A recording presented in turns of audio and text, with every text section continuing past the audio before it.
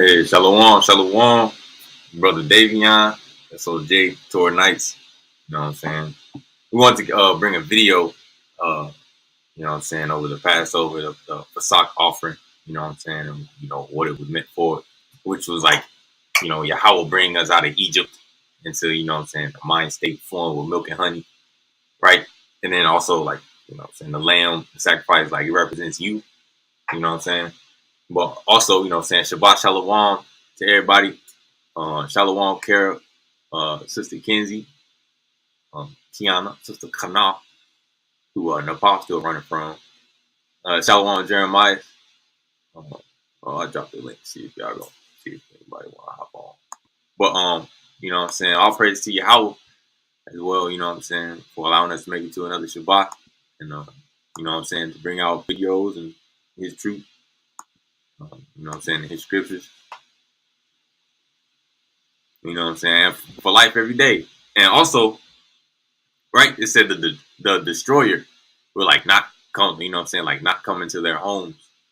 Um, but your home is like you know what I'm saying, your temple, right? It says stay inside your home.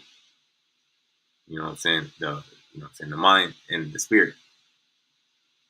Kind, your Um, your dwelling place. You know. Um. So like I was just looking over some stuff. I wanted to say shalom, shalom to the brothers and sisters who out there tuning into the live stream. I just want to say Shabbat Shalom and Yahweh Akkad, Hallelujah, Tawada Yahweh Adonai for allowing us to be here today to try to, bring these verses to you brothers and sisters here today. And I just want to say Shalom and I'll let the brother D continue. like shalom. Did you want to say shalom? Shalom, y'all. Praise y'all for another lesson. I'm just here to tune in to the brothers giving us another lesson for today. So, yeah, praise y'all. Kind. And overall, I just want the brothers and sisters to have a good build here. Hopefully, somebody on the outside tuning in can gather some valuable information from this, and hopefully we can just be edifying for you brothers and sisters today. So shalom. Hey, Khan. And shalom, y'all done. Shalom, bro. But also too, it's also renewal, right? It said you're leaving in the month of springtime. You know what I'm saying? So with that, let's get into it. So and then hey Z, can you hold Con. can you hold let me see Deuteronomy 16 verse 1. Yes. Cool.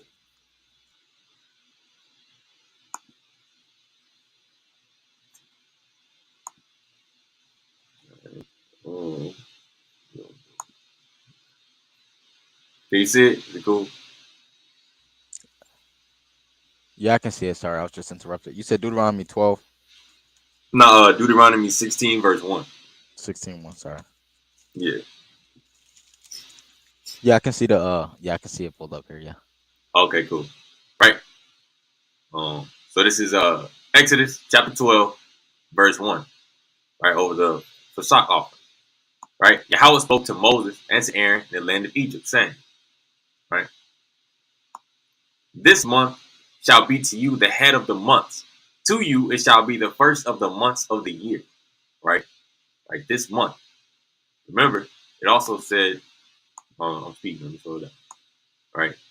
It says uh Hakadash, which is like uh, month, the month Hazah, this. But Kadash also means to renew or to repair or to like rebuild. But it also means like new moon or like a fresh thing. You know what I'm saying? Like something new, right? Kadash, Hazah, this, Lakam for you all, Resh, which is head, Ha, Kadashayam of the months, Reshawan beginning, Hawet, Lakam. Um, uh,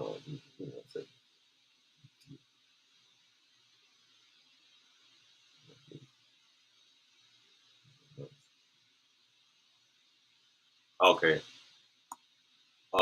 Lakadeshe Hashana, right? So it's like for you all 4 months the year, right? So the beginning, right? It'll be the beginning. Kadash, which means like a fresh or like a new, or like, you know what I'm saying, to repair or to rebuild, right? Oh, okay.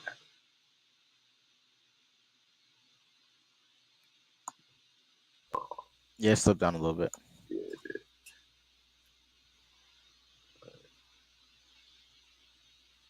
Right, remember, this month shall be to you the head of the month, right? It says, speak to the entire community of Israel, saying, on the 10th of this month, let each one take a lamb for each parental home, a lamb for each household, right? So, you know what I'm saying? Remember, the lamb represents like you, right? The entire community. And it's like speak the Barak El Ka'adah to all the congregation.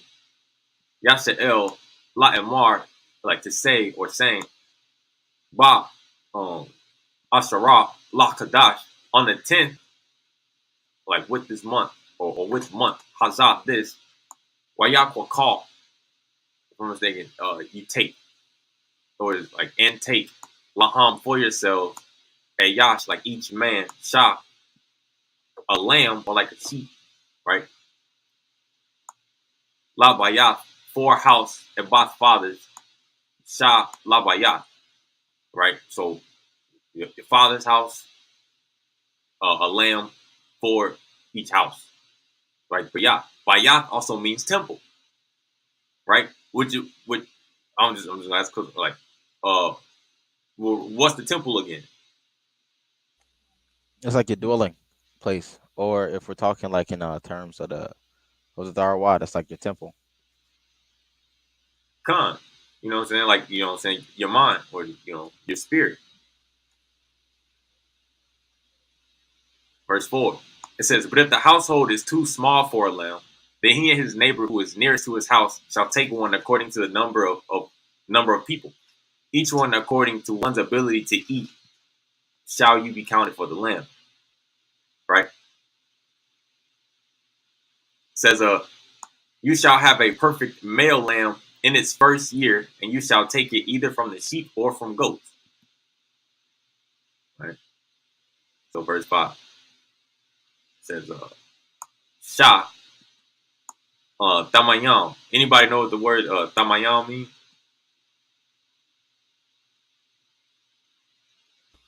I'm trying to recall.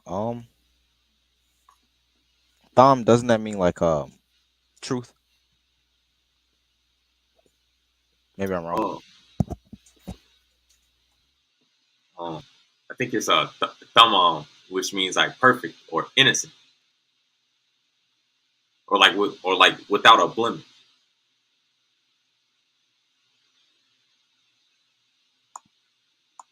Right? Because you know what I'm saying, it represents you. The lamb is you, so it's like without blemish, and we can get that in Leviticus too. Zakar, male, Ban, Shana. So it's like, young is like his first year, male in his first year. Oh, he said slow down. Okay, I'll go over slow. Right. Uh, okay, but right, it says Ban Shana, right, in his first year. Um, Yahaya, if I'm mistaken, like you, like uh, like shall be lakam for you all, man ha kabashayam. Um, it shall be for you all from the sheep, Wakman, and from Azayam, Thakakal, from the goats. Yeah, from the goats you take it. And another word for goat, from not mistaken, Azaz, which means like strength as well. right? So the sheep and the goats, remember, they represent you. It says unblemished, right? And you shall keep it for inspection until the 14th day of this month. And the entire congregation of the community of Israel shall slaughter it in the afternoon, right? And you shall keep it for inspection until the 14th day.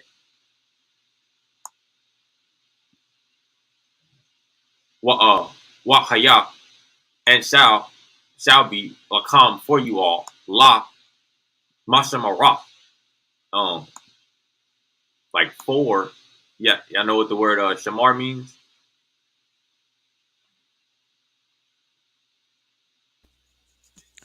Shamar. Let me see. Real quick. It's like, remember it says like, safeguard.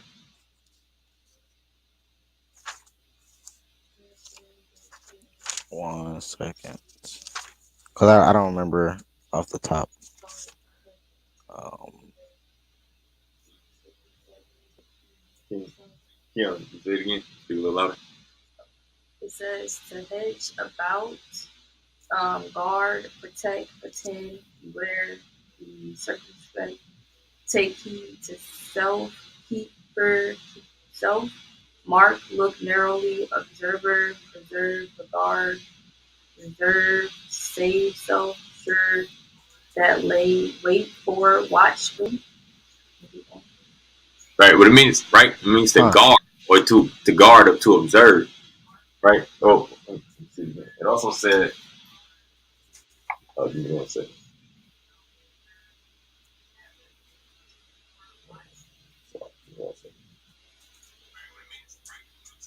Right? It says, like keeper of self, or like, you know what I'm saying? Like heed to self, but it's like to guard or to observe, right? Or mashamar, to guard or to protect. But it says inspection or like to observe. Right? We're supposed to safeguard the charge of the sanctuary, right?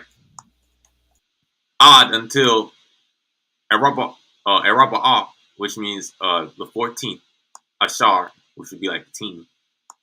Araba'ah, which would be like 4, Ashar, 10th. Yawam, La Kadash, right? Day, La Kadash, month, which means like, oh, remember, it also means like renewal. Hazah, this, Wa, Sakat. Oh, give me one second.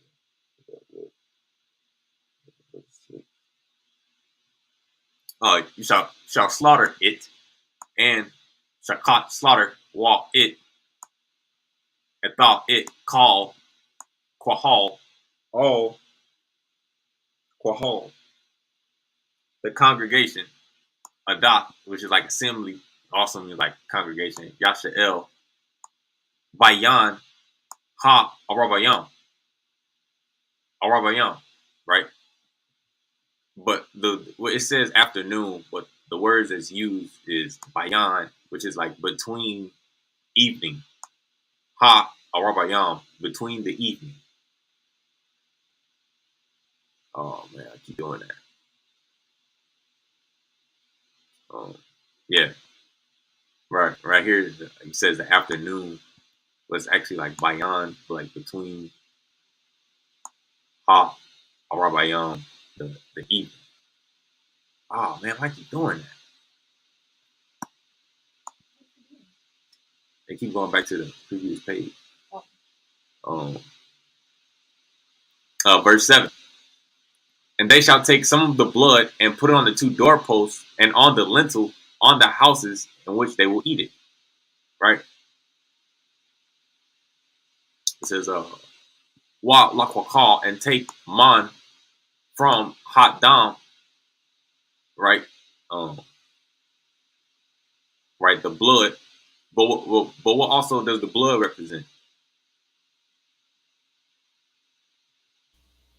Likeness.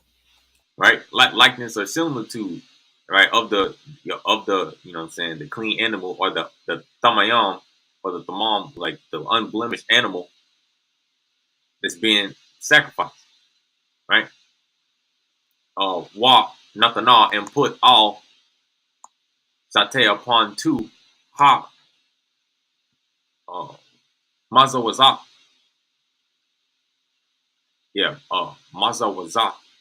Right, the doorpost. If I'm not mistaken, it also means. Give me 1 second.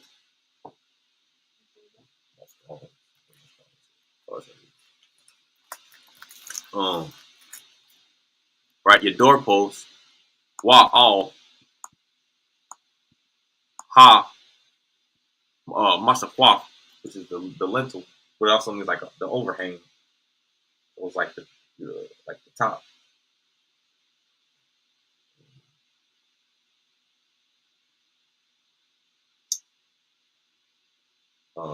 All ha batayam upon ha batayam is like what I'm saying, your houses, right? Also means the inward man, the temple. Eshar ya akala, which it's like they eat and thought it baham on the houses in which they eat it, right? But the blood also means like similitude or likeness. You put it on, what I'm saying, you put it on your doorpost, which is this. 1 second.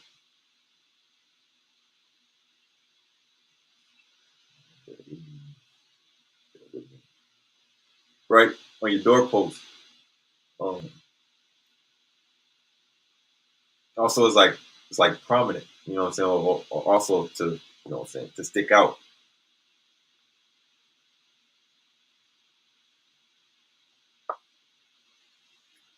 Bear with me. 1 second.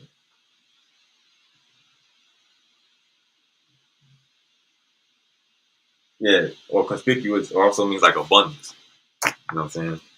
But it's like the doorpost is also the entrance to the temple. Right? It says the doorpost on the lintel on your house. Right? We're gonna go down to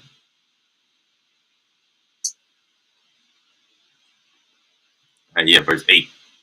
And on this night they shall eat the flesh roasted over the fire, and unleavened cakes with bitter herbs shall they eat it. Right? Wa ekala, and they eat with hot bashar, the flesh. Right? Remember, the flesh is also the, the gospel, or what I'm saying, the good tidings. To be like the Torah. Right? Ba like Allah, which is like in night or on night, hazard this. Uh Zaleh, which would be like roasted as fire. Wa matzawat al upon mawarayam, bitter, like bitter herbs. Ya ekalaha, they eat it. Right? So it's like roasted. Zaleh, roasted over fire. If I'm not mistaken.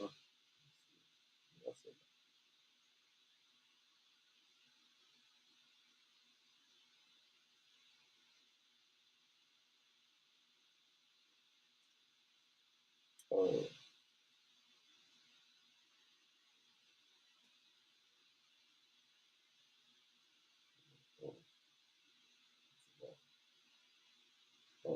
the law also means like a shade, or like what I'm saying, or like a shadow, or like it also could be like protection.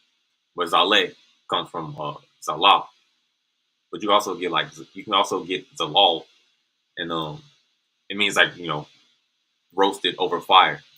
It's like it's also like refinement. Matzawat, which anybody know what matzawat is? Bitter herbs.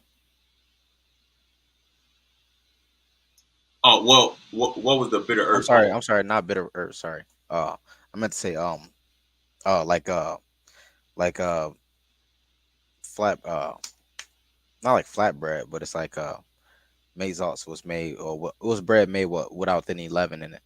Come, come. So we gonna get to the leaven in a minute.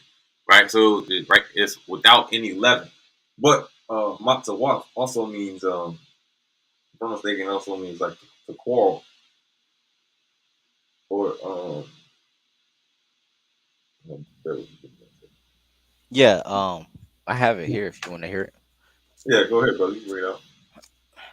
This is I know you're gonna get into it a little later, but the word here. Oh, wait a minute. Let me let me just flip to it. It's gonna be Exodus 12. Is where I'm getting this from, and the word is Hamatz. Hamatz, if I'm not mistaken, it's Hamatz, which is like I'll get the actual definition from the analytical here, but it means like leavened or with violence or like here. Let me see. Um, Come. But the matzah is like what I'm saying it's the unleavened bread. Uh, you know what I'm saying that they ate during the Passover. Because it said all the kamat or the leaven shall be removed from your homes. What's your home? You know what I'm saying? Your temple. But I think the brother was about to bring out what unleavened means. Hamatz, the unleavened. Yeah, it means to be sour, to be I'm sorry. Wait a minute. Soured or Oh, we got Eric. to be embittered or provoked to anger, or it says or leavened, salted, seasoned. Um, yeah, it can also mean like a violent man. Um, it can also mean to provoke to anger, or it can also mean like a violent man or oppressor, or you know. Con, right? But it also means like to debate or to quarrel. To, Is to that from debate Yasharal? or to quarrel, right? Because they were coming out of Egypt, right? So you know what I'm saying. You have to it was renewing of the mind. It said this month shall be the month, you know what I'm saying, that you are leaving, right? And if you could get that Deuteronomy for me, Yeah, yeah. that I got you. Deuteronomy I think it's 16 verse 1,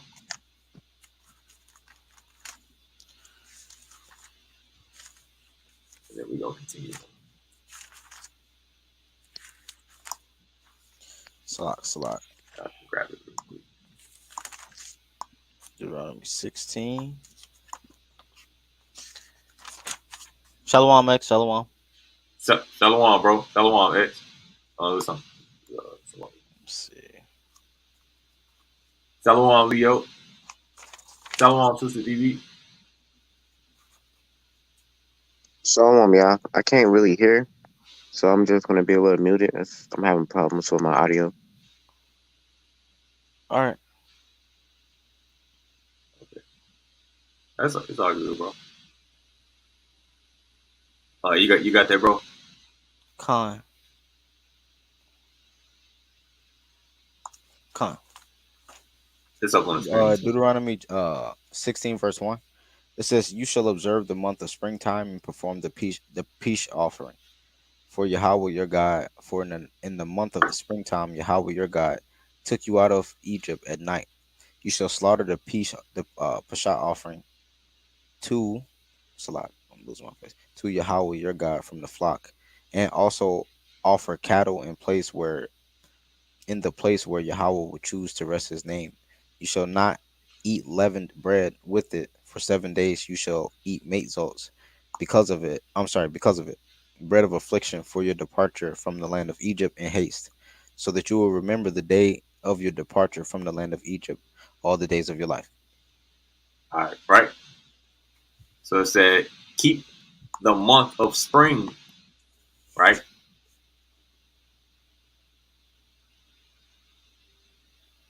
Right. Shamar said Samawar, but it's Shamar, which remember Shamar means to observe, right? Or you know what I'm saying. It's like take heed, it's like take heed to self, but also like to guard or to keep watch or to safeguard.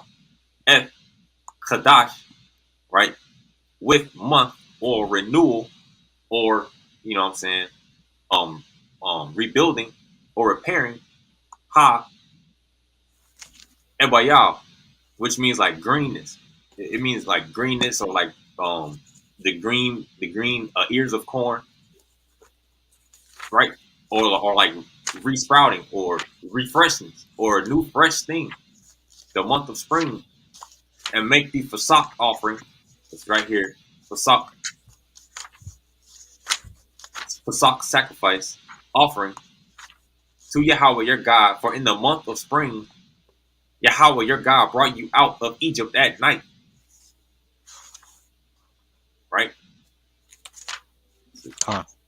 Yahweh for Elahayak, Yahweh your God for Ba Kadash in month Ha Ebayab, which is the word they use for spring, but it's like greenness or the green ears of corn or like newly sprouting. Hawat Ziyik, which is like, to brought out or to go forth from. Yahweh Elahayat, your God, Ma Matzorayam Layallah, from Matzorayim, which is Egypt, which is an affliction or an oppressed state. Layallah, which is night. Oh,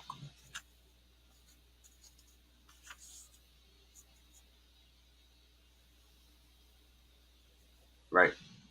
And we're gonna come back to that. Real quick, did you that? I'm sorry, that word that you was asking for earlier, was it was it Hamas or was it Mazaz? Oh, 'Cause it, it was I Ma- think I it was read. Ma- it was Matzawak, which is the unleavened bread.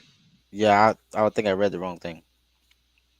You was reading off Kamatz, but I was actually about to get to that. Yeah, We was Salat. at It was, we was at first. yeah, the unleavened bread, Salat. Yeah, right. This is Exodus 12 verse 9. We're just gonna continue through. We ain't gonna go through the whole thing, but it was some things I wanted to bring But out. I just wanted to say, it says here, it says in the analytical, it says that it can also mean like a sweetness, you know, which is kind of interesting because like it says with bitter herbs, which is like the opposite of sweetness. Cool. Maybe I don't know if that's just in this translation, in the analytical, but that's just what it says. It says unleavened, but it also says like a by extension, by pressure or sweetness, because it's like unleavened cakes sometimes. But in this specific sense, it was talking about the bread. But Yeah. I just thought that was interesting. Well, remember in the one we just read in Deuteronomy 16, it said the bread of affliction. Exactly, Right? Let's go back. Oh, no, because that's what Hamas means. Oh, no. Matzah, the bread of affliction, oh, but it's unleavened. But matzah unleavened lakam, lakam, which is bread, also means the inward fight.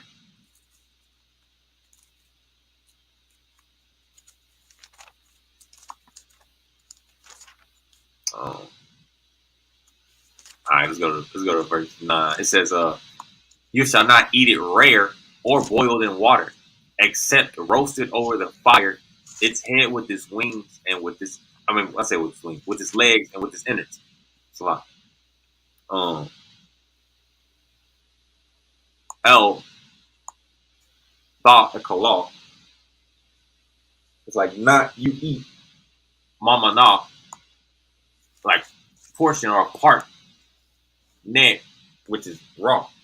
Um, Kiana, what's also the definition of net? It says harshness, tough, uncooked. Also to go to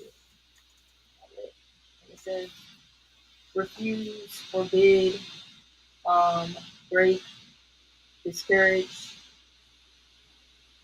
Right? So you know what I'm saying? You shall not eat it partially cooked or raw. Right? It also means like discouraged or to refuse or right or to forbid. You know what I'm saying? So it's like do not eat it rare. Right? Or you would be like refusing, you know what I'm saying, the way of Yahweh or you know what I'm saying?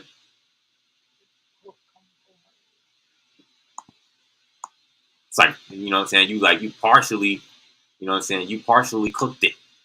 You know what I'm saying? You didn't bring your best to Yahweh or without blemish. And doesn't it say that you shall eat it whole? Like when it comes to the actual lamb, you should Right. eat it whole, roasted over fire, similar to the mazats. Yes. And anything left over. Well, we're gonna get to it. It says basal and it's like cooked ma basal, like boiled and cooked boiled bamayam in water, K4M, if I'm not saying M, over the fire.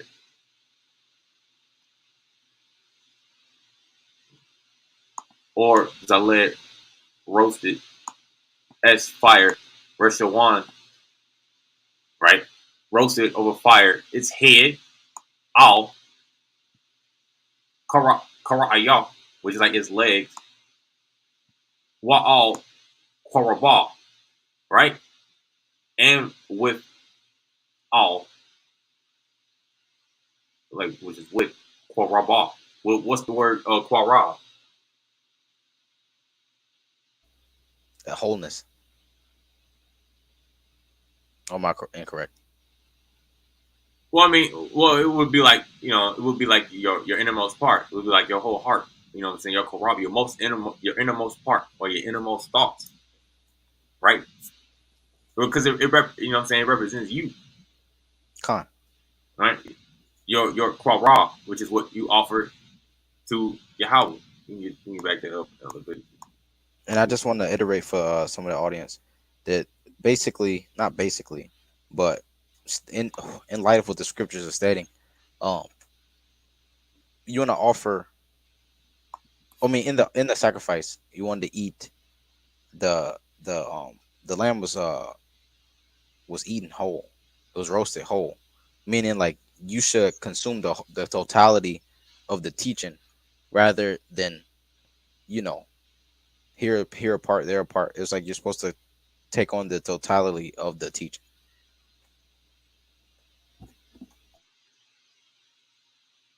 Come, right? And it said his head, his legs, and his korab, its innards. You know what I'm saying? But this is Leviticus 1. It says, and he said to Moses, right? And he said to Moses, Yahweh spoke to him from the tent of meeting, saying, speak to the children of Yasharal and say to them, when a man from among you brings a sacrifice to Yahweh from animals, from cattle, or from the flock, you shall bring your sacrifice. Right? Let's see what the word is for the Bar El Banen speak to the children of Israel, Yashael, Wa Emarah, and say to them, man, if I'm mistaken, I mean it's like when Yah Korah, right? He like come near or draw near, but Korah means like to bring a sacrifice, Makam from all from among you all, Korban sacrifice, right? Or innermost part, La Yahweh, or your mind and your heart, La Yahweh to Yahweh, Ma from Ha, sorry, Ha Bahama from the animals, Ma Man Ha Bakwar, the cattle, Ba Man Ha Zen, which is like the flock, Ta Korayabah Eth Kwabonakam, you come near or draw near or approach or present to Yahweh Kwara Nakam, your sacrifice or your innermost part or your heart. I'm gonna go back to Exodus. Shabath Uh, Shalawam, family. Shabath Shalawam, brother B. Shabath Shalawam. Hey, Shabbat Shalawam, brother. Shabbat I Shalawam. added them in Okay, while you was okay. done. And I just wanted to reiterate that this was done in the month of springtime. And just like the brother stated before he continued with the track of sacrifice, the month of springtime unto Yasharal and just generally represents a month of coming to being or coming into being, or like renewal, you know what I'm saying? And if the earth itself renews itself in this state, represented as Yasharal as a nation and as the individual, it represents renewal of self as well as the nation and the year. And this is the first of the year because this was when we were coming out of Egypt. We were leaving that former state of being, coming into a renewed state of being. And that's just not physically. The people that come out of Egypt and they weren't thinking, oh, we got to start, we got to get on the keto diet. It's like, no, it's representing them changing in themselves and offering that to the Most High. I just want to say. No, calm, brother. No, calm, bro. Because you know what I'm saying. It's like It's like it says, seek Yahweh with all your mind, your heart, and your soul. Love Yahweh with all your heart, your mind, and your soul. You Calm. know what I'm saying. But that's what you know what I'm saying. They were coming out of like Egypt, which is like a state of bondage or a state of sluggishness, right? Or you know what I'm saying, or like you know what I'm saying, like unproductive. Unproductive. So The you know what I'm saying. exactly what the Most High desires isn't what their masters in Egypt desired. So the people had to learn how to offer unto the Most High because they only knew how to offer like how they had been in Egypt. Uh, like when Moses came to Pharaoh for the first time, not to I don't think it was the first time, but he said, I think it was when he said, "My people, we need to go on a 3-day journey in the wilderness," and then Pharaoh was like, "Why don't you just let your people offer here?" And then Moses told him, he said, "The Most High would destroy us if we offer the sacrifices of Egypt to him. That's why we had to leave." You know, uh, Right. Right. And basically, it said, "Oh my bad, my bad." no, I was just getting at that if we offer the same type of offering that was acceptable in Egypt to the Most High, it's just not going to be correct because the Most High desires or requires something more of us than what we were prone to. No, it's facts. And remember, it said a 3-day journey. Three, you know what I'm saying? Well, what is three? It's also knowledge, wisdom, understanding. It's also top rank, right? It's also like, it's also like a cycle. You know what I'm saying? If I'm not Three, mistaken, it like represents 360. councils too, You said what? like a kingship, like council. Kind of. It means like top rank. You know what I'm saying? Or like a chief. Con. You know what I'm saying? But also, it's also like 360. Or 3 plus 6. 9.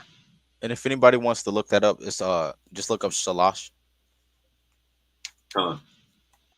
Shalash means spirit or shalasha. Right? But this is Exodus 12 verse 10, right? It says, you shall not leave over any of it until morning, and whatever is left over of it until morning you shall burn in the fire." Right? Right? It said not leave over, like no. It says walk le and not the what that you're raw. I'm not mistaken. Bear with me, give me 1 second. Right, for one thing, I think the root is yathar, which means like to leave over or to remain or to preserve. Mama na portion or part odd until morning. Wa hot nathar Nathar, which is also the root will be Nathar, which is left over, or anything like a remainder, Mamana, a part of it, until morning. By Esh in fire, Da shall fall, you burn. Right? So in the fire you burn. So do not leave any of it over. And whatever is left over, you shall burn in the fire. Khan, if I might interject, if you think about it, the Most I said he took us out of Egypt in the night. So it's like by that morning, by dawn break, we were in a different state of being. You know what I mean? Because we left Egypt at night, and by dawn break on the next morning, it was the first of the month, the new day. You know, and it's like a new, like a actually new day. You know what I mean? Because it's like it's not the same as the days in Egypt. Come, come, right? That's why it's like, you coming out of Egypt is like, renewal, or what I'm saying, rejuvenation of the spirit, or your mind. You know what I'm saying? Because with the, what I'm saying, the blood on your doorpost, that's you like taking on the characteristics of that animal that's being sacrificed, right? Like it's like likeness or similitude, so it's unblemished. You know what I'm saying? So they had to like remove the ways of Egypt. You know what I'm saying? Fire is also like purification.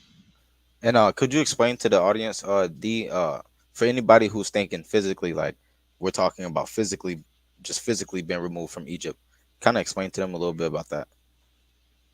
Well, I mean, the word zar means like affliction, or you know what I'm saying, or a state of bondage, right? So that, you know what I'm saying. Hold on, let me get my notes. Because we're gonna be getting a little bit into why leaving Egypt was such a big thing. Because it's not just physically. You know what I'm saying? Like Moses had left Egypt earlier in his life. You know, so it's not just talking about physically. Yeah, remember it said bring us to a land flowing with milk and honey. You know what I'm saying? So in Egypt, which was like dry. It was, what I'm saying, it was like a dry, like I said, unproductive. You know what I'm saying? No, this very like stiff necked, hard hearted. It also says Egypt is man and not God. You know what I'm saying? So it was like a rather like a spiritual death. Um, uh, what is it? Right. So this is the time of Egypt. So if we go to Exodus, we'll go to Exodus chapter 1. Right, when they were in Egypt, they were building storage cities for Pharaoh. Which storage cities are for, what I'm saying, like treasure, but they were for Pharaoh. Pharaoh means like like a master of fools or stupidity. So they were like building storage cities, what I'm saying, of stupidity, which would be like their mind. So if we go to Exodus, Kind of like what our people on right now. right, talking about Kemet this, Kemet that, If it ain't Kim, if that's some new the, age woke bull crap, like the oh we the land in pharaohs. America, the land in Africa, the land is, bro, come on, man. We're gonna go chapter 1 verse 8. Actually, we're gonna go to,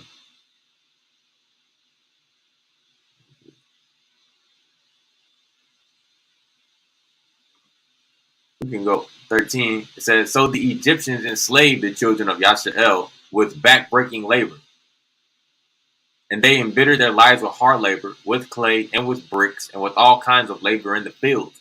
All their work that they worked with them with backbreaking labor. Right? Con. I wanted I wanted verse 11. Verse 11. Right? It says, so they appointed over them tax collectors to afflict them with their burdens, and they built storage cities for Pharaoh, namely Thom and Ramas. Right? So um, we're gonna go to verse 11. So it's like So the root is Shawam, and they put or place Aliyah, Aliyah over it. Shareh. Shareh also means like hostile, but it's like a ruler. Masayam, which is like a taskmaster. Lot ma'an, in order anathar, to afflict it or to oppress. Ma sabotham, their burdens. Wayah bond are read and built. Masaka Nawaf, right? And built like cities, Masaka Nawaf, with storage houses. La Fara'ah, which is Pharaoh, which is like a master of fools. Wa et Fatham. This word Fatham comes from the word Fatha.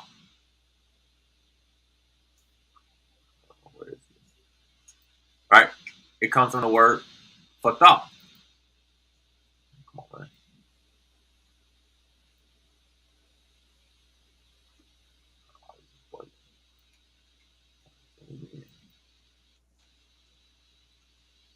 I got some of my notes right here in front of me. Oh, my bad, bro. I don't know why I won't let me move it. There we go. I don't know what that is. But Fatham, right? Fatham comes from Fatha or Fa, which means to be simple or silly or to be deluded or deceived. Right? They were building storage cities. Yeah. Con. Right? They were building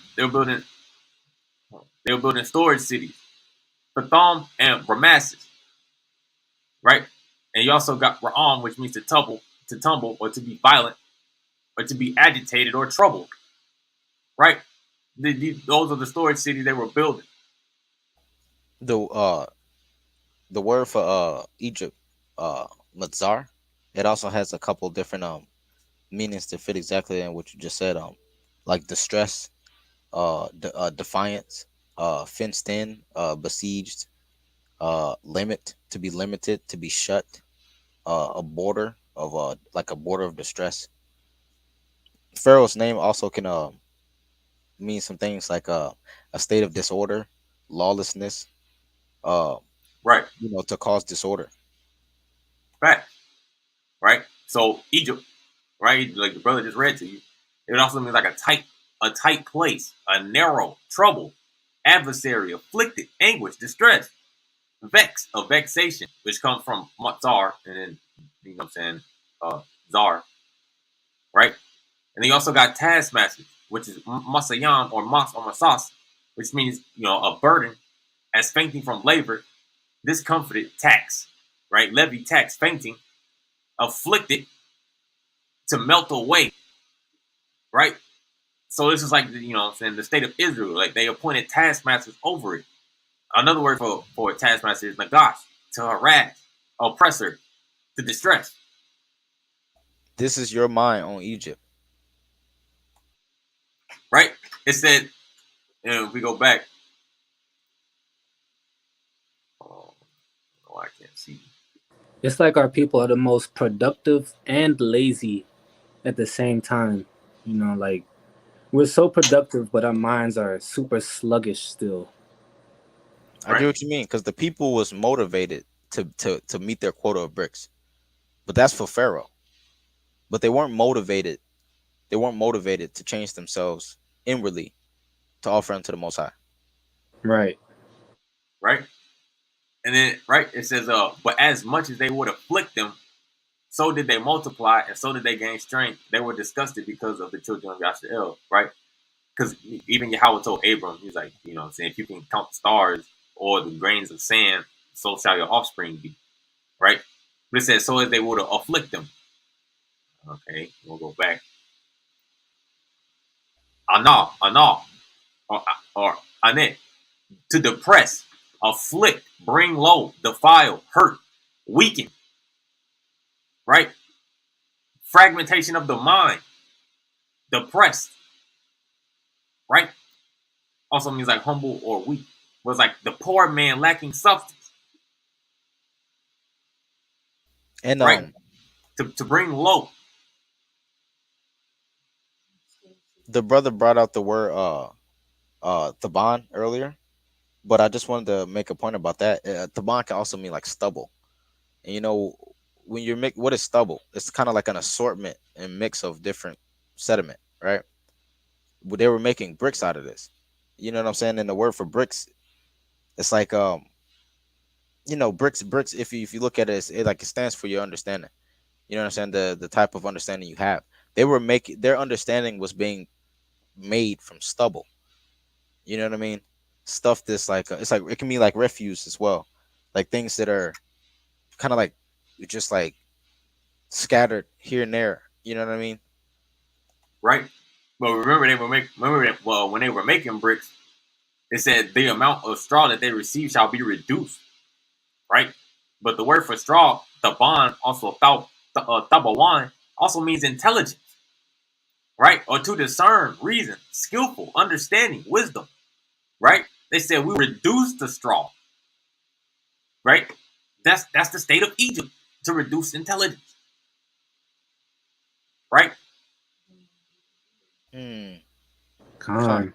I didn't even have that definition written down. Con. You said Mataban, No, it's tabawan. It's Strong's Tabawan. 839. I think there's a 4, Okay. right? Makasa, storage house, a treasure, right? Masak also means a cover or a veil or a curtain, right? A veil,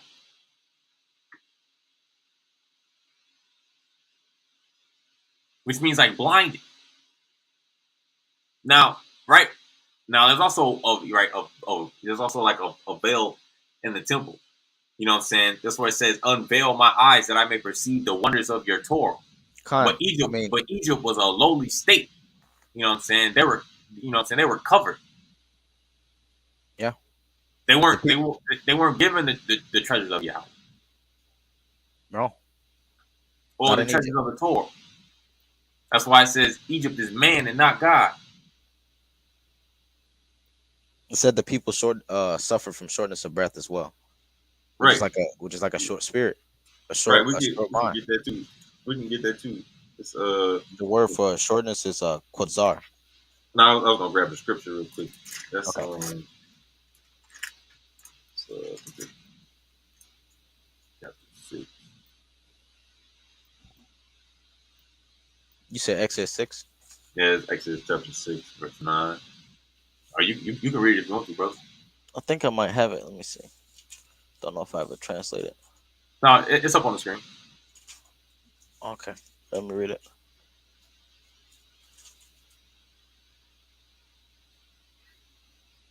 Yeah, I actually have it here too. Okay. Verse 9. Moses spoke to the children of Yasharal, but they did not hearken to Moses because of their shortness of breath and because of their harsh labor. If you go over to the language, it says Wah Yah Debar, and he spoke Moshe, Moses, Khan, Al, Bane Yasharal, unto the children of Yasharal. Wah Le, not Shama Ah, to hear. Al, to Moshe, to Moses. Ma Quadzar, in shortness. Rawach, spirit, mind, or wind.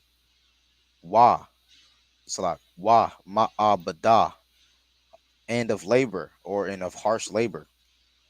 Quasha, a cruel or stiff necked, or basically like cruel hard labor. Right. Stiff necked labor. Right. Stiff neck. Quashah.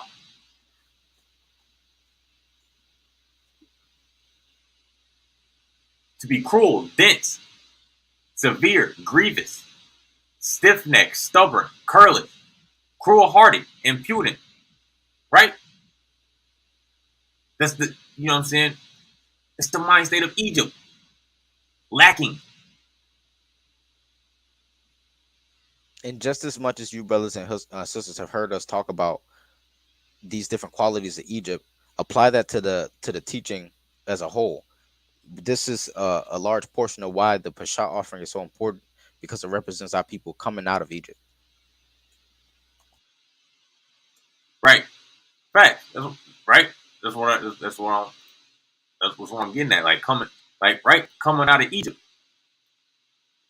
to be renewed. It says this month you will be leaving in the month of springtime. Let me grab that real quick. Right, like we just read in chapter 12. Right.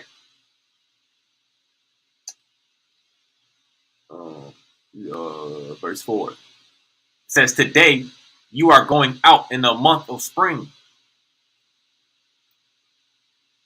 Hot Yawam today, Etham you." The thom will be like the plural, so it'll be like you plural. Yadzion, which is like going forth or going out. Bakadash, which is like new or refreshed or a fresh thing, a new thing, or to be rebuilt or to rebuild or to repair. Ha'ebayah, which is like greenness or like, the green ears of corn. Ebayah, which is the word that's used for spring, but it's like, newly sprouting forth, right? Coming out of Egypt, leaving a state of death or stupidity, right? We're gonna go back to 12. Khan, and to kind of add on to what you're saying, brother, it's a chapter in Proverbs. I think it's Proverbs chapter 10, and it's verse 17. But to do these things, to come out of Egypt, it requires discipline. You know what I'm saying? That's something that our people need in order to, like, completely and fully come out of the mind state of Egypt. And in verse 17 of Proverbs chapter 10, it says, "To heed discipline is a path to life, but one who abandons reproof goes astray." So when Moses was breaking all this stuff down to the people, you know what I'm saying, a lot of the people, it was going through one ear and out the other, and that can't be the case. So I just wanted to kind of add that to what you were saying. Oh, exactly, brother. Because the word for Egypt, Madzar, or Matzawar, it also means defiance, which goes a lot into what you said about having to what was the word that you used exactly? Discipline. Discipline. That's exactly what you said. And that's the thing. Our people didn't have discipline. You know what I'm saying? In Egypt. Khan. Yeah, man, they followed the ways of Egypt. You know what I'm saying? Even when they were getting ready to leave, you know what I'm saying?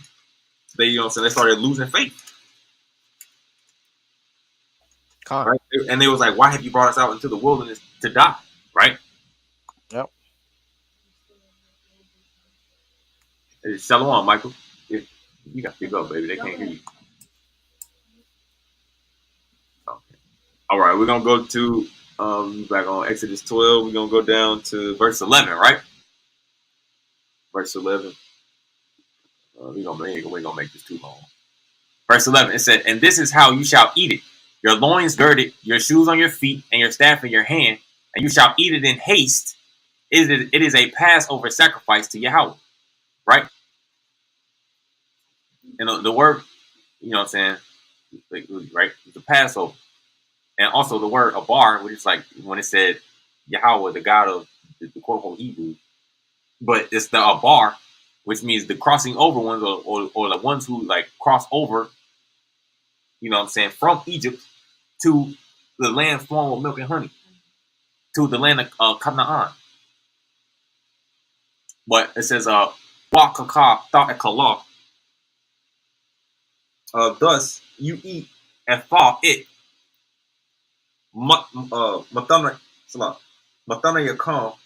It's like, you know what I'm saying, you all's loins.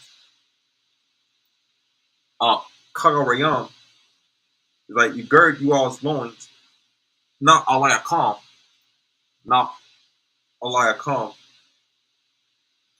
like you all with like you all shoes, Ba Regalayakam on you all's feet, Wa Makwalakam, and your staff, Ba Yadakam in you all's hand, Wa Ekalatham,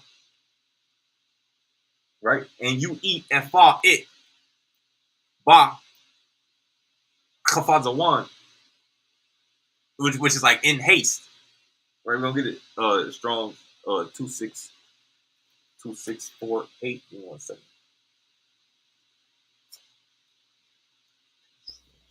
Yep. Because the next day we were going to be leaving Egypt. Yeah. It says 2648. To start suddenly, to hasten away, to fear, make haste, also to tremble. Right? Or hasty flight. Haste. Right? So, you know what I'm saying? Without slacking. Phacach offering, or like Passover sacrifice, how way it is La Yahweh, for Yahweh, or to Yahweh. Right? So you shall eat it in haste. And you know what I'm saying? Not lack. Not sluggish. Right? Verse 12. I will pass through the land of Egypt on this night, and I will smite every firstborn in the land of Egypt, both man and beast, and upon all the gods of Egypt I will wreak judgment. I, Yahweh. Right? It says both man and beast upon all the gods of Egypt. Right? So that you know what I'm saying, that goes out the window. The gods of Egypt, you know, were the gods of the Passover. You know what I'm saying? The Torah came from Kemet. Like come on, bro. The Passover fundamentally represents leaving Egypt. Fundamentally represents subtracting ourselves from everything Egypt related and staying subtracted away from it. Not just to come up, but to stay away from it. That's why you're supposed to eat it whole. You're not to retract. You're not to go back. I just want to say that. Right. It's like they were to eat it in haste. So like, yo, like we ready to go to leave Egypt. You know what I'm saying? Without slacking. Right? Well, we're gonna go to 13. Right? It says, and the blood will be a sign. And the blood will be for you a sign upon the houses where you will be. And I will see the blood and skip over you, and there will be no plague to destroy you when I smite the people of the land of Egypt. Right? Phacach also means like if I'm not mistaken, to be lame or to like limp, right? Or to like to hop over. Yeah. Right. So the destroyer will not come into your home. Right.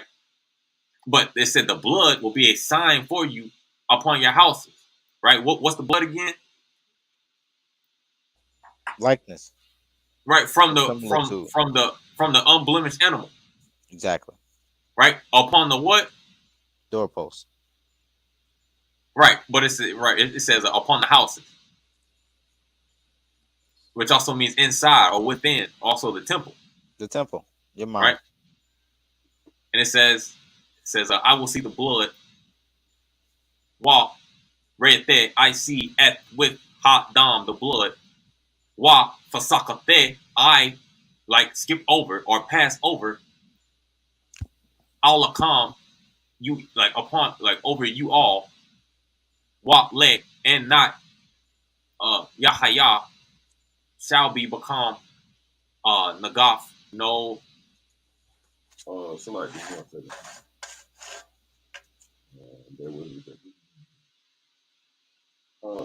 there will be no stumbling on Nagaf. Let's get this word real quick.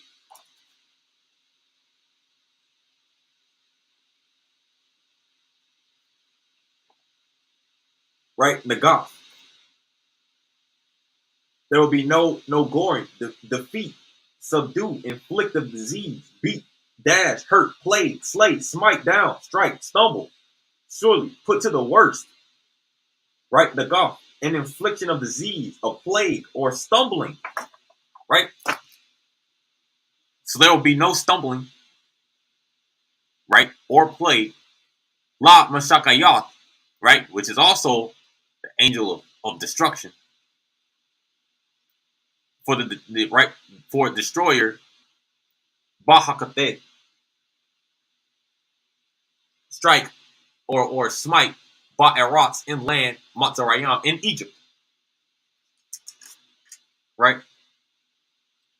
And we're gonna skip down to I right. It wanted to says reiterate for you, D, the word for Phacach. I just wanted to read off a couple of definitions. To leap, or to pass over, to spare, to halt, limp, to become lame, to leap about, lame, to pass over. So yeah, right. It says so the destroyer will not enter your home, right, or your temple, right. And it says, verse 14, and this day shall be for you as a memorial, and you shall celebrate it as a festival for Yahweh. Throughout your generations, you shall celebrate it as an everlasting statute. and think Right? about that, guys. Like think like I just wanted to make a point real quick. Just think about that. Like the Most High, like he passed over Egypt and destroyed the Egyptians without allowing it to come to the house of the Israelite. But think about that. Where are we now? Are we not amongst the Egyptians? If we're to hope to the Most High that He helps us, then how could you not observe the Pashak when its whole representation is to come away from this place? But not only that, that the Most High would, you know, uh exact a sort of vengeance against our enemies with us dwelling with them without it coming to us. If we think about it, the best thing we could possibly hope for is that the Most High saves us, brings us back unto Him, exacts vengeance on our enemies for us, and not allow it to come to us, though we dwell with them. And the Most High made that happen for Yasharal in Egypt. So I just wanted to say that's extremely it's a beautiful thing, because it's like that's exactly that's the best thing that we can ever hope for. You know what I'm saying? As far as like still being in this place. So Facts. And right, it says a memorial, which the word is zakaron. Zakar means to remember or to call to mind, or like a remembrance. Like remember this. You know what I'm saying? And you shall celebrate it as a festival for Yahweh throughout your generations. You shall celebrate it as an everlasting statute. What does it say? La Yahweh to Yahweh. La Derata Yakam. You all generations. Quaff.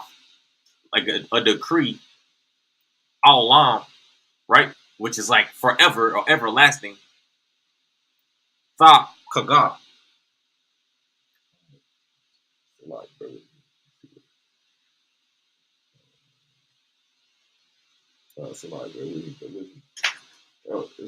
Oh, it's to celebrate.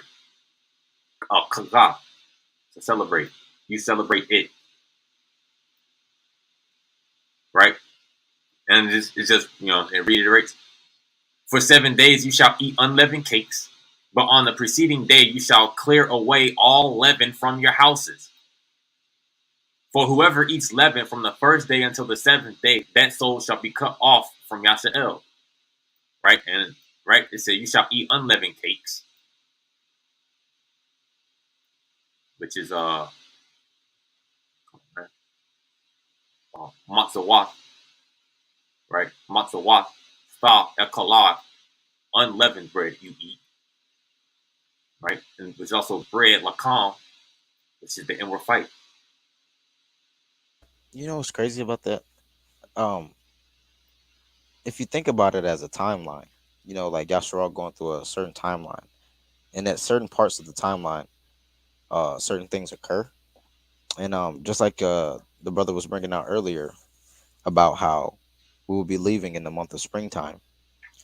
You know, this the month of springtime within the year represents like the renewing of the year. But if you think about Yasharal's story as a timeline, uh, the time of renewing, you know, during that time of renewal, and if you kind of think about it, I'm not saying that's now or later, but there's a large amount of brothers and sisters who are coming into the understanding of who they are and everything. Some detract and some stay. Uh, this is like a time of renewal. You know what I mean? A time of coming back from something that we once had, coming back to something that we once had. And if you think Right. about it as our, and if you think about it as a nation as a whole, if this is the time of renewal, and the Most High says no for 7 days, no one, there should be no leaven found within anyone's homes. And if you think about that, with us brothers and sisters trying to come back to the Tharwa and do well, there should not be any leaven found with us, any remnant or remaining of Egypt. You know what I'm saying? And if brothers and sisters were able to, you know, cleanse ourselves and cleanse themselves of the ideals of the nations for this appointed time, there will be no leaven found in your home. So you want to pretty much get rid of those ideas, those ideals. If you're thinking about it like that, has anybody else ever thought about it like that? Con, bro, for sure. Yeah, that's you know what I'm saying. That's what it is. The unleavened bread. It also means to debate or to fall, the calm, the inward fight, to fight away that sluggishness or that bondage of Egypt. You know what I'm saying? That's like something I think about like on the daily, especially when it comes to the inward fight. And you already know we have family members that like to indulge on those nationwide holidays and whatnot. So, it's kind of hard not to think about it. You know what I'm saying? So, I understand completely. It just Yeah, bro. the Tharwa, it like it magnifies things as well as I don't know the opposite word for magnify, but to like shrink.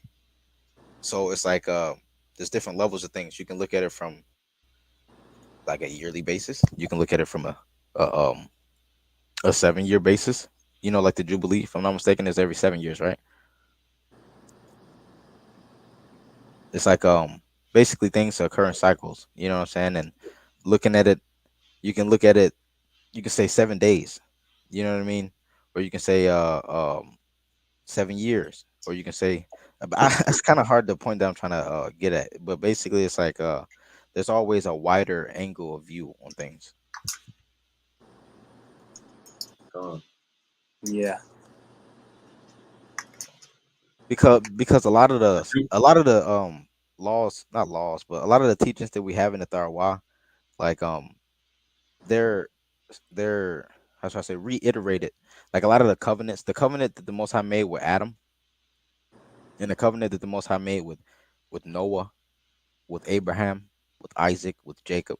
It continues to, how should I say, those same covenants continue to be uh they continue to live on through the new covenants. You know what I'm saying? Like there's when I say new covenant, there's no new covenant of Yasharal with the Most High without the older ones. And there's no covenant with, with the older some of our older patriarchs without the ones previous to that. So if the Most High never made a covenant with Noah, you know what I mean, we wouldn't have a covenant. You know what I'm saying? So I'm getting at is that like some of those same teachings within each covenant is reflected in the teachings in the next uh, Now I was gonna say the Jubilee year is 47. I mean 49. 49 years, Yes. 7 times 7. Right. So Right. You know what so I'm saying? 7 also means complete, but it's also 7 pillars of wisdom. You know what I'm saying? The menorah has 7 candles, 7 pillars of wisdom. con Right. there was a certain something that we it embarrassed me to say. I forgot exactly which was it the what was it uh it was a certain day we it was a certain, what was it called? I think it was every 7 years. I may be mistaken though. It was a certain celebration we had. It's not is it the Feast of Booths? Am I wrong? Um, Oh, I but I think there is something that we do every 7 years, and it's embarrassing for me not to remember exactly what I'm talking about right here. Let me look. yeah. But all right. So we're gonna continue on. Are you talking about the Shabbatical year? The seventh year shall be Yes, yes, rest for the land. exactly. Yes, that's what I'm talking about. That's what I'm talking about. Yeah, Sorry, it's a lot. are you good? But yeah, it's gonna. I'm gonna continue on to Exodus 12. Like I said, that ain't gonna make it too long. Oh yeah, what's the word for leaven again, Zeke? It was a chametz. Yeah, kamat, kamat. Chametz. Yeah, Sorry, I don't say it hard enough. nah, you good, bro. Chametz. Right, and it says whoever eats leaven from the first day until the seventh day, that soul shall be cut off from Israel. Right. Right. It says, and on the first day there shall be a holy convocation, and on the seventh day you shall have a holy convocation. No work may be performed on them, but what is eaten by any soul that alone may be performed for you. Right? No work must be performed. We're gonna skip down to right. It says, for 7 days leavening shall not be found in your houses.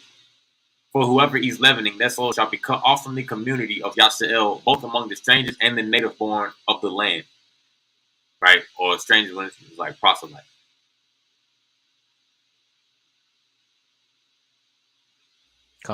Right? Verse 21. Moses summoned all the elders of Yasharal and said to them, draw forth or buy for yourselves sheep for your families and slaughter the Passover sacrifice. Right? Remember, it had to be unblemished. Right? Yasharal, and he said to them, Phacach, wall. Bear with me 1 second. It's like draw, like stretch forth and take or come for you all. Then it's like of the flock. Allah, Masifakatayam, which is like your family. Wa and Sakata, slaughter it. Ha Fasak, the Passover sacrifice.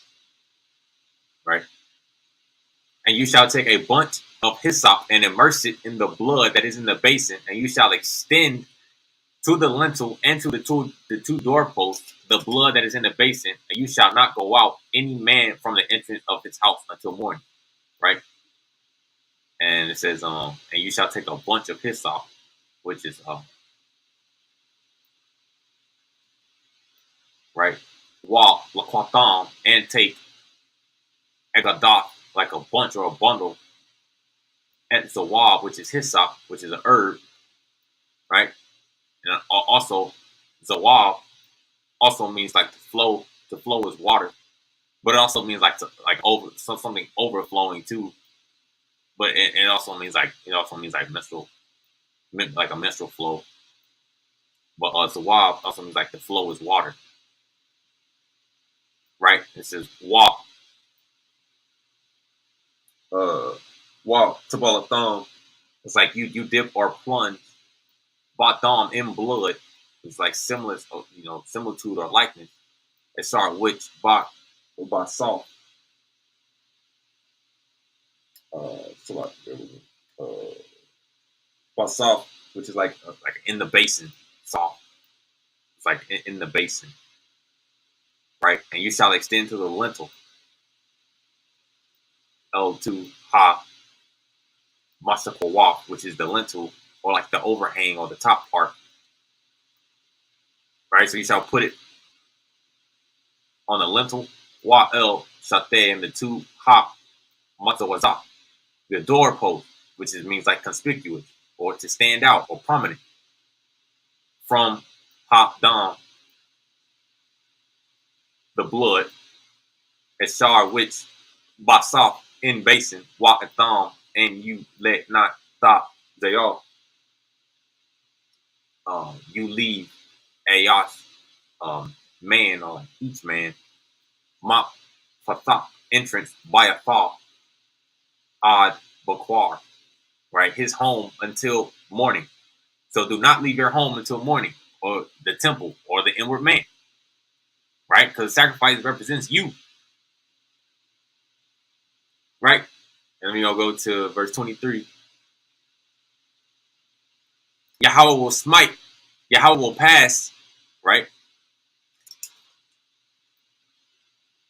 A bar Yahweh and pass Yahweh to smite the Egyptians, and he will see the blood on the lintel and on the doorpost, and Yahweh will pass over the entrance, and he will not permit the destroyer to enter your houses to smite you, right? And he will not permit the destroyer or Ha Mashakayah, which is that angel of destruction, right? And you shall keep this matter as a statute for you and for your children forever. We're going to skip down to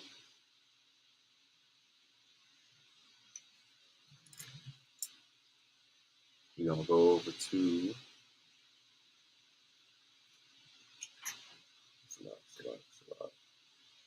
we're going to go to verse 34. 34. Oh, what? Oh, we're going to go back up. We're going to go right. It says, verse 31. So he called for Moses and Aaron at night, and he said, get up and get out from among my people, both of you, as well as the children of Israel, and go. Worship Yahweh as you have spoken. Take also your flocks and also your cattle as you have spoken, and go, and you shall also bless me. Right? So the Egyptians took hold of the people to hasten to send them out of the land, for they said, we are all dead. Right? To hasten to send them out. Right? And it said, you shall eat it in haste. It says, the people picked up their dough when it was not yet leavened, their leftovers bound in their garments on their shoulders. Right? So, they had dough that was not yet leavened. It said, you shall not have any leaven or leftover or like cruelty, left in your home. Right? And the children of Yasharal did according to Moses' order, and they borrowed from the Egyptians silver objects, golden objects, and garments. Right? Yahweh gave the people favor in the eyes of the Egyptians. They lent them, and they emptied out Egypt. Right? And now, verse 37. The children of Yasharal journeyed from Amasis to Phacach, about 600,000 on foot, the men besides the young children. Right? Remember, Rameses. Let's see, let's get it. Right? Ra'amasas, or Ra'am, to tumble, or to be violent, or agitated, or troubled. Right? Masas. Fainting, afflicted, discouraged, melt away, to waste away with disease. Right? Fatigue, fear, grief. Right? Fainting from labor. Right? It was a storage city of stupidity. Right? And they went to Phacach. Phacach, which is, it means to be silent or to heed. Right? Oh, bear with me.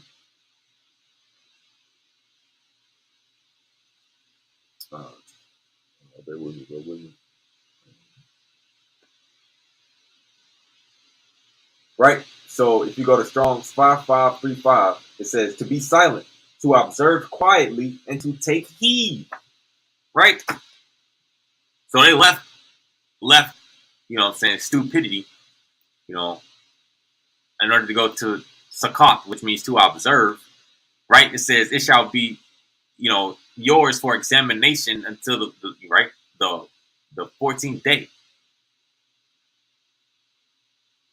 Examination, which is the word shamar or shamarah. We'll go back there, we can get there.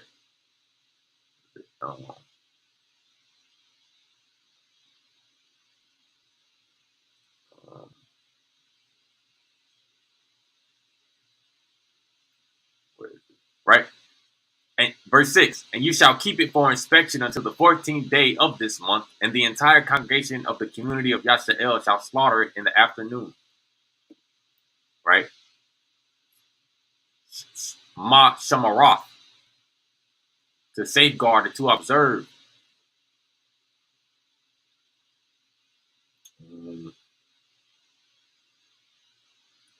Don't go to 39.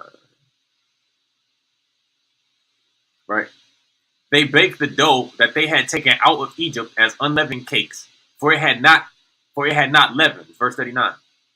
For they were driven out of Egypt, they could not tarry, and also they had not made provisions for themselves. Right? So they baked the dough and made unleavened cakes. Right? There's also, lakam, like the inward fight. Right? And they were driven out of Egypt. But this word right here, they did not tarry. Do you think like a flatbread can somehow represent humility, like humbleness?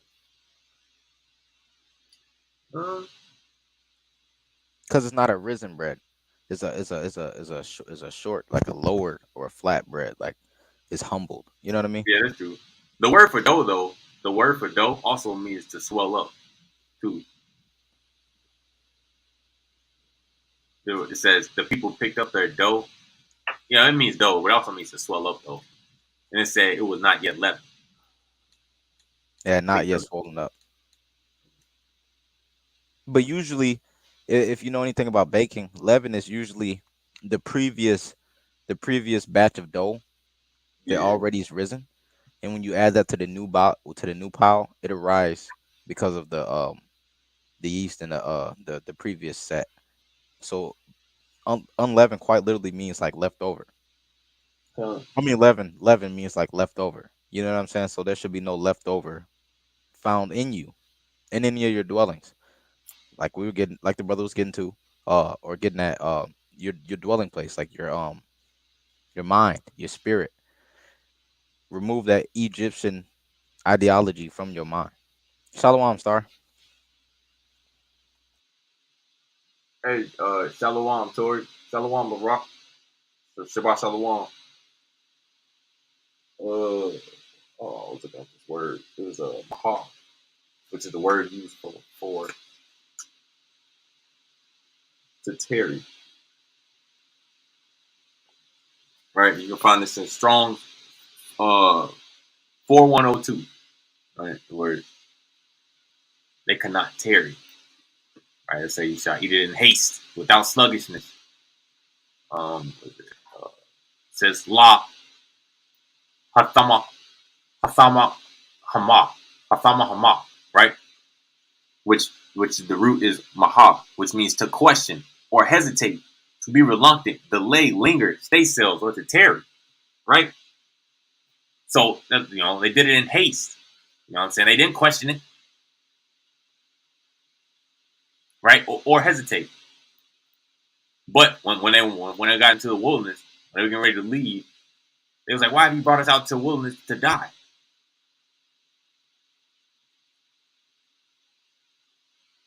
Because the wilderness represented like a testing and a trial period. The people were Yeah. afraid of that. You know what I mean? Because like the Most High, like to tempt or to prove. You know what I mean? That means like to, the people were agitated in the wilderness because they were hungry, they were thirsty, they were this, they were that, they were worried about the different nations, they were worried about the wildlife. It's like they were agitated, and the Most High was tempering the people before they brought them into the land, because in the land you got to fight, and that's why there's new showbread placed up on the tables every day, because it's always a fight. So Right.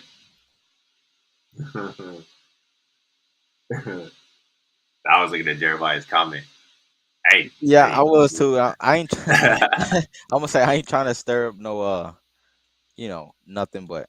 I mean, you know what I'm saying? We be seeing the move. You know what I'm saying? We be seeing the moves he makes. Maybe the brother's a little curious about everybody. You know what I'm saying? So hopefully, brothers understand. We coming from a standpoint that doesn't necessarily coincide with some of those other groups. You know what I mean? So Right. We all right. Hey, facts, bro. You know what I'm saying? But we're gonna go down. We go down. Wait. 42. Sorry. And I know it's taking long. Just bear with me. Say, it is a night of anticipation for Yahweh to take them out of the land of Egypt. This night is Yahweh's, guarding all the children of Yasharal throughout their generations, right? Throughout their generations, right? That's why it says it's a remembrance, right? It says Layal, light, Shamar Rayan. Hey, what's the word Shamar mean, y'all? Did you say the guard? Nah, Shamar. Hold on. I'm trying to remember. Is it assembly? Or is that a different word? Hold on. Let me see. Nah, Shamar means to guard, The guard. right? Or to protect, right? Or to hedge about. Oh, didn't I thought that's what I said? Oh, my bad, bro. I thought you said a guard or like a garment. Oh, you said No, guard. My bad. to My bad. guard. My bad. But yeah, it means, right? To guard or to protect or to observe, right? Observation, right? How way it is. Oh, so like, what would you say? I'm sorry. It said it also means keeper. What I'm saying right here. Con.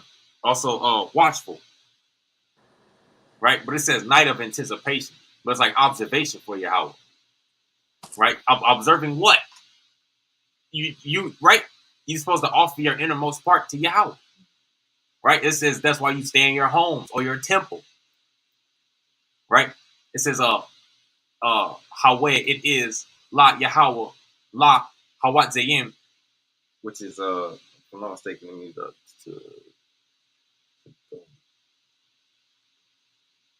so like bear with me.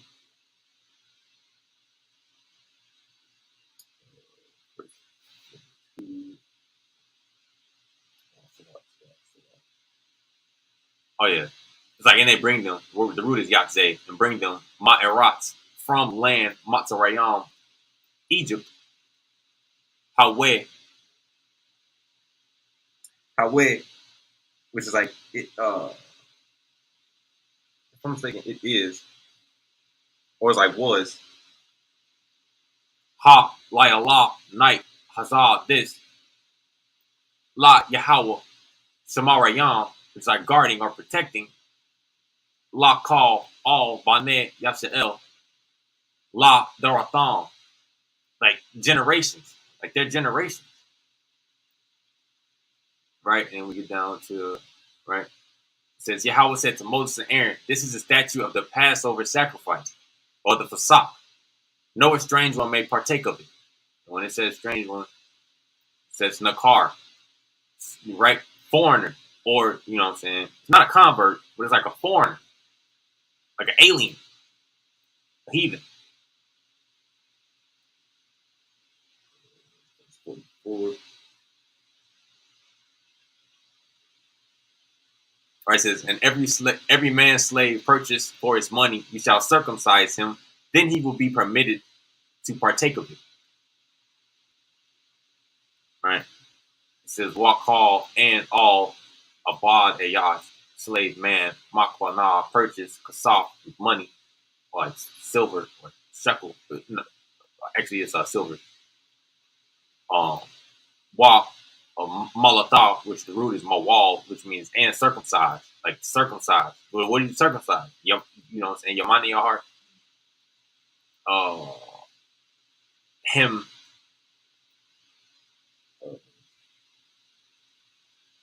I thought him as Yah Ekalah, Ball, it, right? And circumcise him, then he eat it, or like with it, then he can partake of it. And it says, a sojourner or a hired hand may not partake of it. Right? Tawashah, which comes from Yashal, which is like inhabitant or sojourner. Walk, Sakayar, like a hired servant. Lay it not, Yah Ekal, Ball, he eat with it. Right? And it says, it must be eaten in one house. You shall not take any of the meat out of the house to the outside, neither shall you break any of its bone. Right? It says one house. House also means temple, bayah, ekad, one. Ya'ekal le Tawatze, right? Eat, right? In one house, eat. Let not like you go or like bring out man from the house or your temple or inward man, man from the flesh. Kawatza, which is the outside, right? Supposed to be within your home or the inward man, not outside. Wa'azam and bones. Bones also mean like strength. Le Tashabara ball.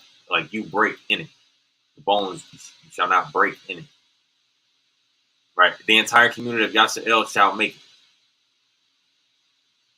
Right? And it says, and shall a proselyte reside with you, he shall make a Passover Phacach offering to Yahweh. All his males shall be circumcised. Right? All his males shall be circumcised. And then he may approach to make it, and he will be like the native of the land, but no uncircumcised male may partake of it. Why? Because what's circumcision? Cutting off the barriers of your heart, removing the barriers of your heart, not being stiff-necked and hard-hearted, right? But, right? Or, you know what I'm saying? Uncircumcised would be like keeping the way of Egypt. It says, there shall be one law for the native and for the stranger who resides in your midst. Right? And then this is what I want to end off with. Oh, we got 13 too. Bear with me. Anybody in the back?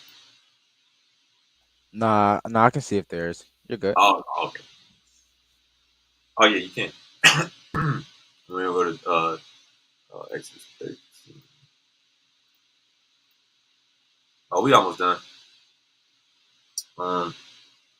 Right, verse 13. Right, we've been bringing this out. We're gonna go down to it says, Yahweh spoke to Moses, saying, sanctify to me every firstborn, everyone that opens the womb among the children of Yasharal, among man, among animals, it is mine. Right? Sanctify, which is like to set apart, or Kodash, it's like make sanctify or make holy. Lay it for me. Right? It says, Moses said to the people, remember this day when you went out of Egypt, out of the house of bondage, for with a mighty hand Yahweh took you out of there, and therefore no leaven shall be eaten. Right? Let's see what it says. Waya and Mar, Mashah, and he said to Moses, El Ha'am, to the people, Zakawar, remember or call to mind or to consider if with Hayawam, it's like this day, Hazah is also this, Eshar Yatzitam, Eshar which, like you go out, Mazarayam, right, from Egypt, which is a state of affliction, Mabayah, Abadayam, from house. Abad also means like slavery or bondage, right? It also means like servant, but slavery. Mamat Zarayam, Ma Bayah, Abadayam, house of slavery, Egypt. Ket 4, Bach Kazak. Kazak means strong. It says be strong and courageous. This word Kazak. Yad Hawatze, strong hand, right? To bring out Yahweh, or like by Yahweh's strong hand. At the calm, you all Matzah. I was thinking he's like Zah means here. Yeah, here, wa le and not yakal chamatz. You eat leaven, right? And not eat leaven or poor man, or you know, there's something left over. Right? Remember verse 4 says, today you are going out in the month of spring. Right? Hold on, we're gonna get it real quick. We're gonna get two. Like we should, you know what I'm saying? We showed this already. But remember, spring or chadash means like a renewing or like a refresh thing. We don't get Oh, bear with me.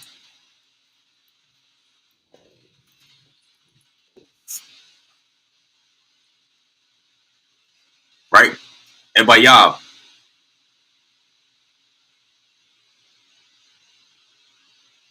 right? Fresh, young ears. Oh, what's this? Right? By Yab, ear, fresh heads of like grain, right? Growing green, right? Green ears of corn, not maize, meaning to be tender or green, right? And we're gonna get that. So that's the word that's used for spring. Now we're gonna get the word kadash, which is a strong 23:18.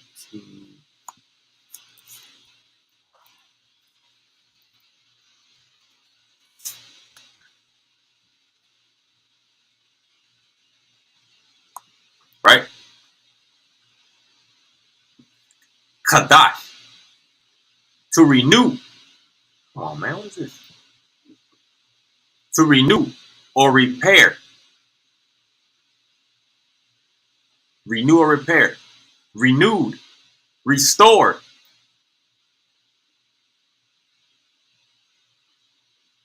Right? To renew.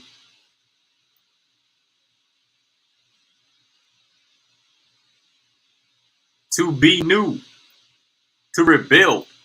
Causatively, to rebuild, renew, or repair. Right? So it says, this month shall be the month of the beginning of the year. Oh, slide went to the wrong. Right? The month of spring. Ba Chadash Ha Ebayab. Eb, which also means green.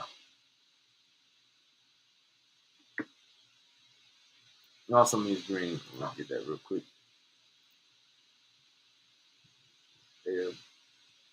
I think it's strong. Well, it also means father too. Um,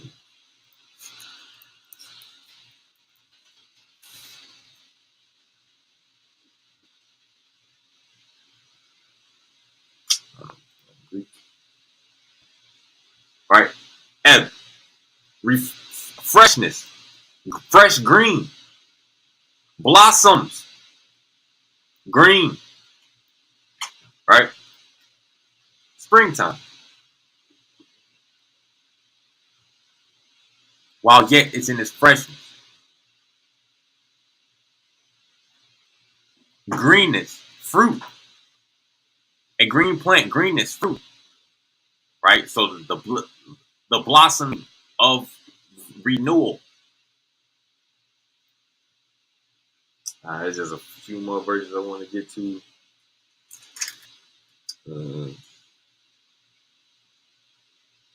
We continue on. It says, and it says, it shall come to, and it shall, and it shall come to pass that Yahweh will bring you into the land of the Canaanites, the Hittites, the Amorites, the Hivites, the Jebusites, which he swore to your forefathers to give you a land flowing with milk and honey, and you shall perform this service in the month, right? Which is the land of Israel. What's the milk? It's like a substance. Con, and like, you know what I'm saying, like the richness, honey.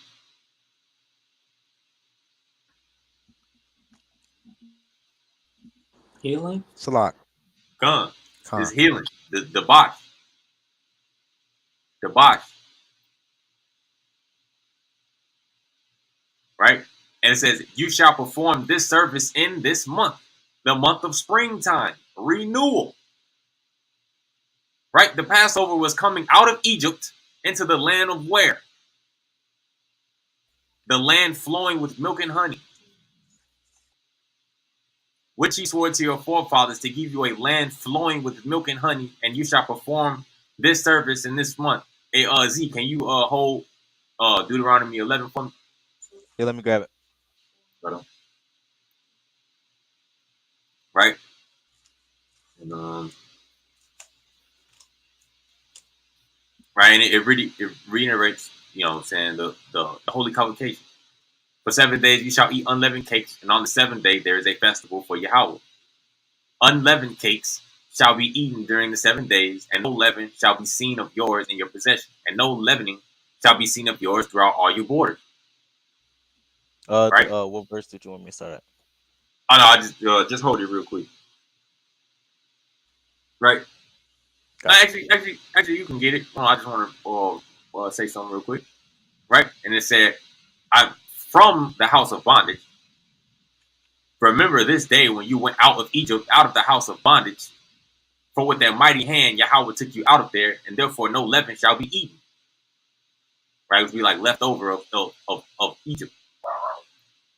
And it shall come to pass, verse 5, and it shall come to pass that Yahweh will bring you into the land of the Canaanites, the Hittites, the Amorites, the Hivites, and the Jebusites, which he swore to your forefathers to give you a land flowing with milk and honey. And you shall perform this service in this month. Right? The land flowing with milk and honey. If you can grab that for me, bro. You can just start at verse 1 and go ahead. Start at verse 1. Matter of fact, hold on. Start at Verse 8 down to verse 12. Actually, no. You can start at verse 1. Okay. Deuteronomy chapter 11, verse 1. Can you hear me fine? Yeah, you good. Hold on. I'll pull it up, too. I'll pull it up. I'm going to be reading it from the stones, so if anybody sees on the screen that it's slightly different, then just know I'm reading from the stones. How time? Right. Verse 1. Let it rock. Verse 1. You shall love Yahweh your God, and you shall safeguard his charge, his decrees, his ordinances, his commandments, all the days. You should know today that it is not, you should know today that it is not your children who did not know and who did not see the chastisement of Yahweh your God, his greatness, his strong hand, and his outstretched arm, his signs and his deeds that he performed in the midst of Egypt, to Pharaoh, king of Egypt, and to all his land, and what he did to the army of Egypt, to his horses and his chariots, over whom he swept the waters of the sea of reeds, when they pursued you, and Yahweh caused them to perish until this day.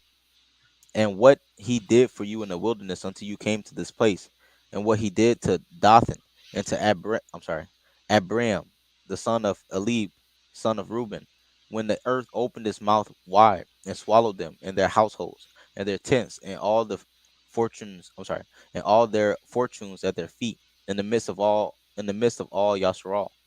Rather, it is your own eyes that see all the great work of Yahweh, which he did. So you shall observe the entire commandment that I command you today, so that it will be so that you will be strong, and you will come to possess the land which you will come to possess the land to which you're crossing, to possess it, and so that you will prolong your days on the land that Yahweh swore to your forefathers to give them and to their offspring, a land flowing with milk and honey. Right? Verse 10. Right? A land flowing with milk and honey. Come. Okay. No, you're fine. Verse 10. For the land to which you come to possess it, it is not like the land of Egypt that you left, where you will plant your seed and water it on foot like a vegetable garden. But the land to which you cross over to possess it is a land of mountains and valleys. From the rain of the heavens it drinks water, and the land that Yahweh your God, and land that Yahweh your God seeks out. The eyes of Yahweh your God are always upon it, from the beginning of the year to the year's end. Come on. Hold on. Just hold it real quick. Right? Right? It says, but the land to which you come to possess is a land of mountains and valleys and absorbs water from the rains of heavens. Right? Yes. Rain. What's the rain? The rain is like teachings, or it's like refreshment. Right? It said absorbs water from the rain. Right? Refreshment. Right? And then the mountains. Which mean what? It means like conceptions. Facts. or like our ideas. Facts. Har or har. You know what I'm saying? Also means like government. And valleys. Uh, hmm. I forgot the word for valleys. I think the word here used for valley is it's land, mountains, and bakwa'at. I think that's the word for valley. But valleys usually have stream, which is water. You know what I'm saying? Like flowing water, living water, right? Between mountains. Water is also wisdom, right? Uh, if you want to read 12 and 13, 12 and 13. actually, and 14. Okay. You want me to start from 12? Yeah, It says, a land that Yahweh your God seeks out. The eyes of Yahweh your God are always upon it, from the beginning of the year to the end, to the year's end. It will be that if you hearken to my commandments that I command you today, to love Yahweh your God and to serve him with all your heart and with all your soul, then I shall provide rain for your land in its proper time, the early and the late rains, that you may gather in your grain, your wine, and your oil. right? Rain. You know what I'm saying? It's teaching, right? But it's one part I wanted to get to. So, right here, verse 18, right? Because it's also in Exodus, right? It's just summer off. It says, and you shall set these words of mine upon your heart and upon your soul, and bind them for a sign upon your hand, and they shall be for ornaments between your eyes, right? Right? Walk, summer thong. If I'm not mistaken, so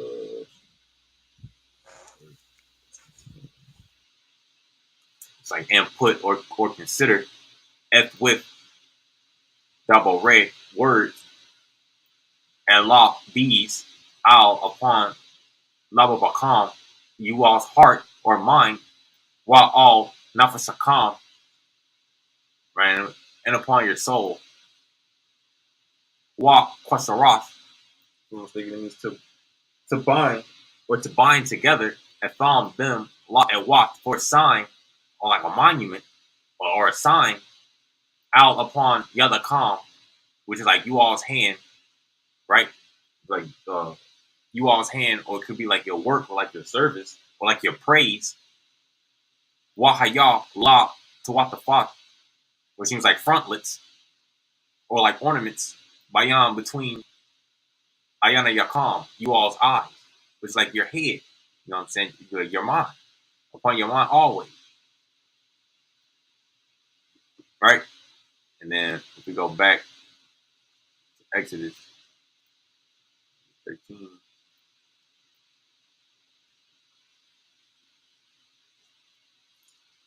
Exodus 13, verse verse 9 is going to reiterate what you just, right?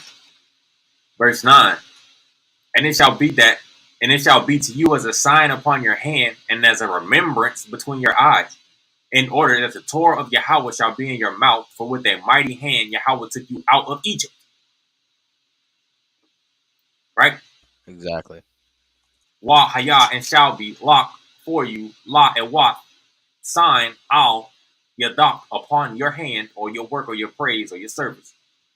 Wa la zakarawan in a remembrance or like call to mind or to think upon or ponder upon, bayan ayana yak la ma'an. So it's like remembrance between your eyes or like in your mind, in order the haya was it and be, yeah, in order, yeah, to be Tharawat, the Torah of Yahweh, Bafayak in your mouth, Ke Bayad for with hand, Katzakwa, strong, Hawat Zik, right? To bring out or to like to carry out Yahweh Montarayan from Egypt. You know what I'm saying? With strong hand, Yahweh brought us out of Egypt in order that the Torah of Yahweh will be in our mouth and a remembrance between our eyes and upon our hand, and a sign upon our hand.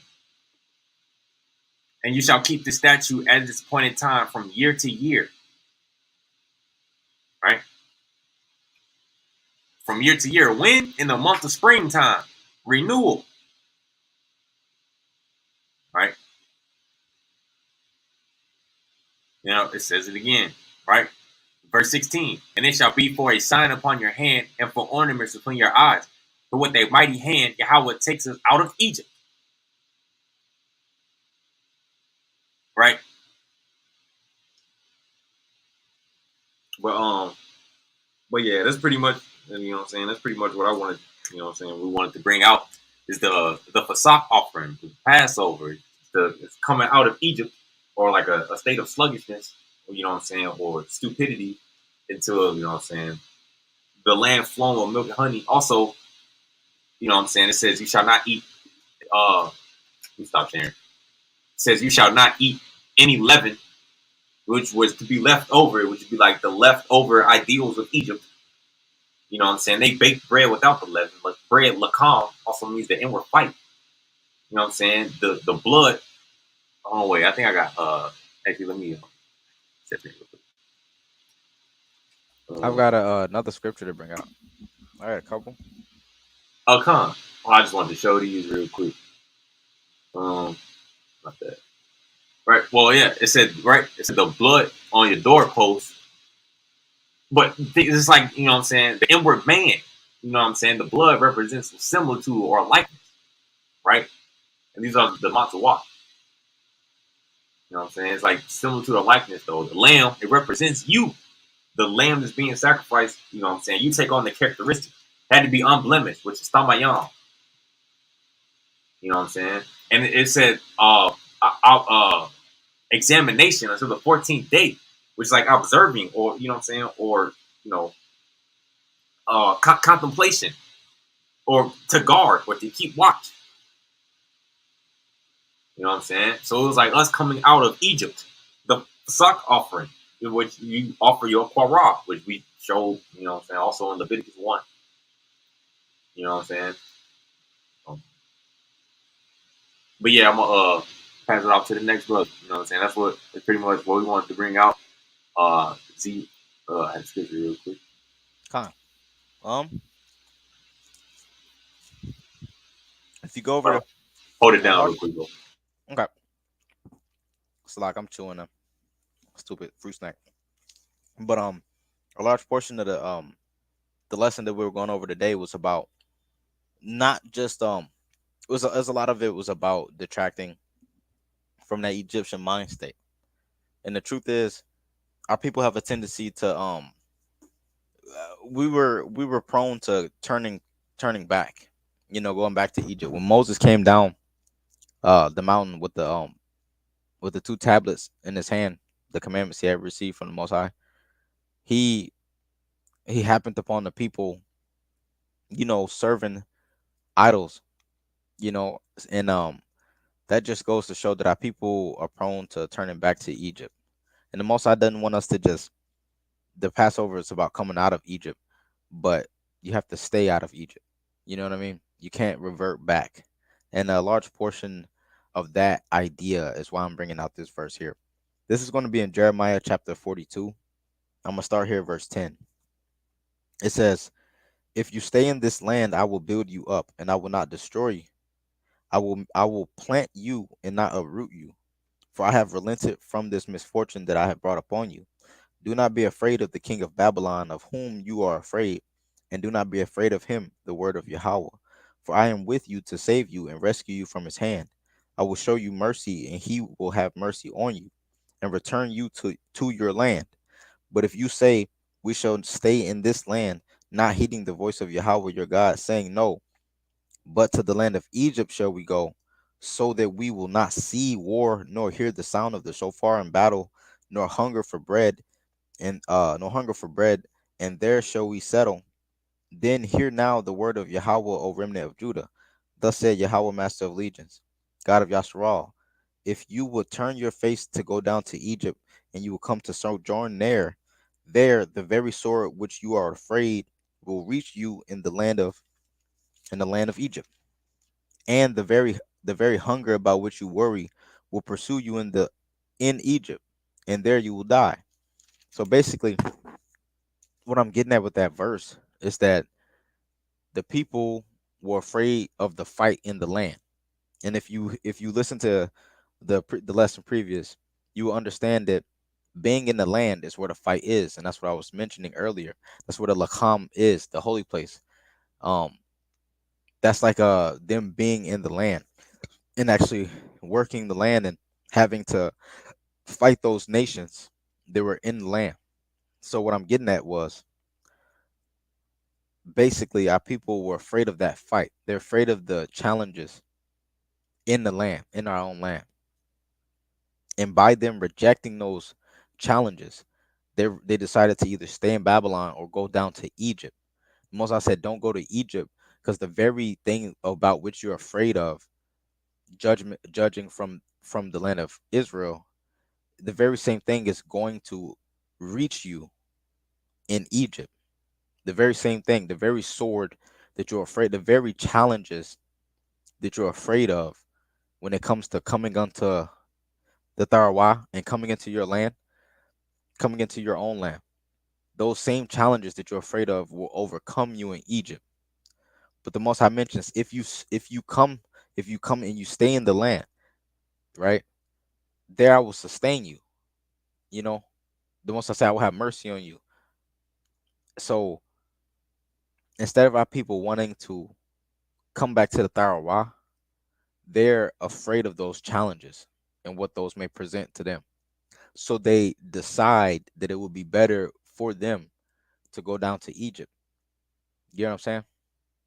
The people would much rather deal with what they consider the challenges of Egypt than the challenges of Yasharal,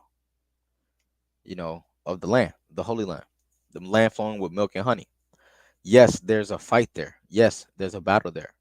But this is our land. This is where we reside. The Most High will champion our cause if we fight these battles rather than going to pursue Egypt and Babylon, right?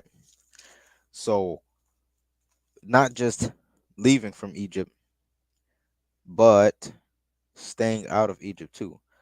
We shall not go back. I had another verse here, verse 20, and this kind of reiterates what I'm saying. This is going to be Leviticus chapter 20. Leviticus chapter 20, verse 22. I'm gonna start at 22. It says, "You shall observe my decrees and my ordinances and perform them. Then the land to which I bring you to dwell." I'm sorry. Let me restart. Then the land to which I bring you to dwell will not discourage you.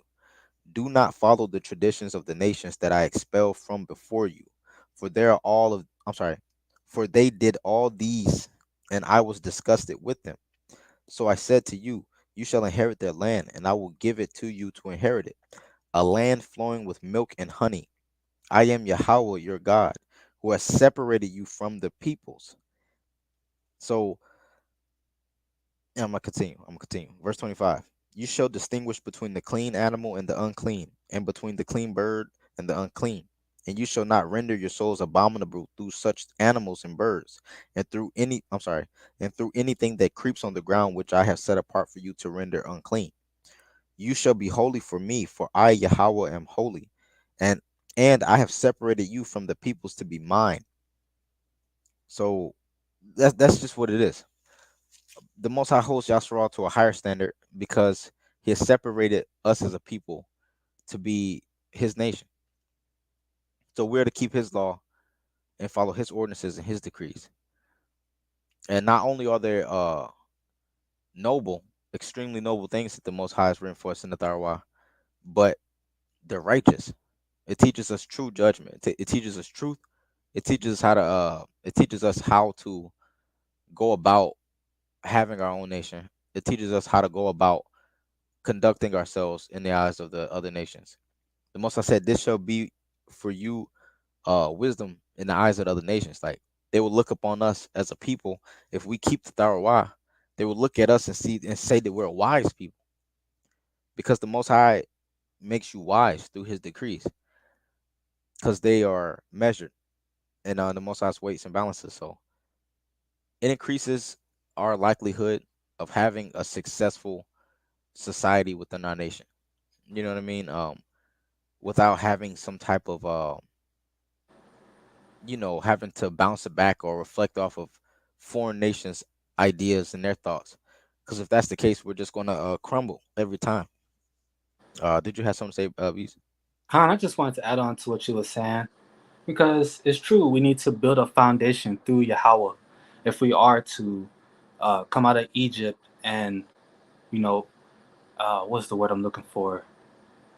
Um, fully build our nation. We need to build a foundation through Yahweh first. You know, and it says in Proverbs chapter 10, verse 22, right here it says, "It is the blessing of Yahweh that enriches, and one need not add toil with it." You know, so we don't need to look to the nations for answers.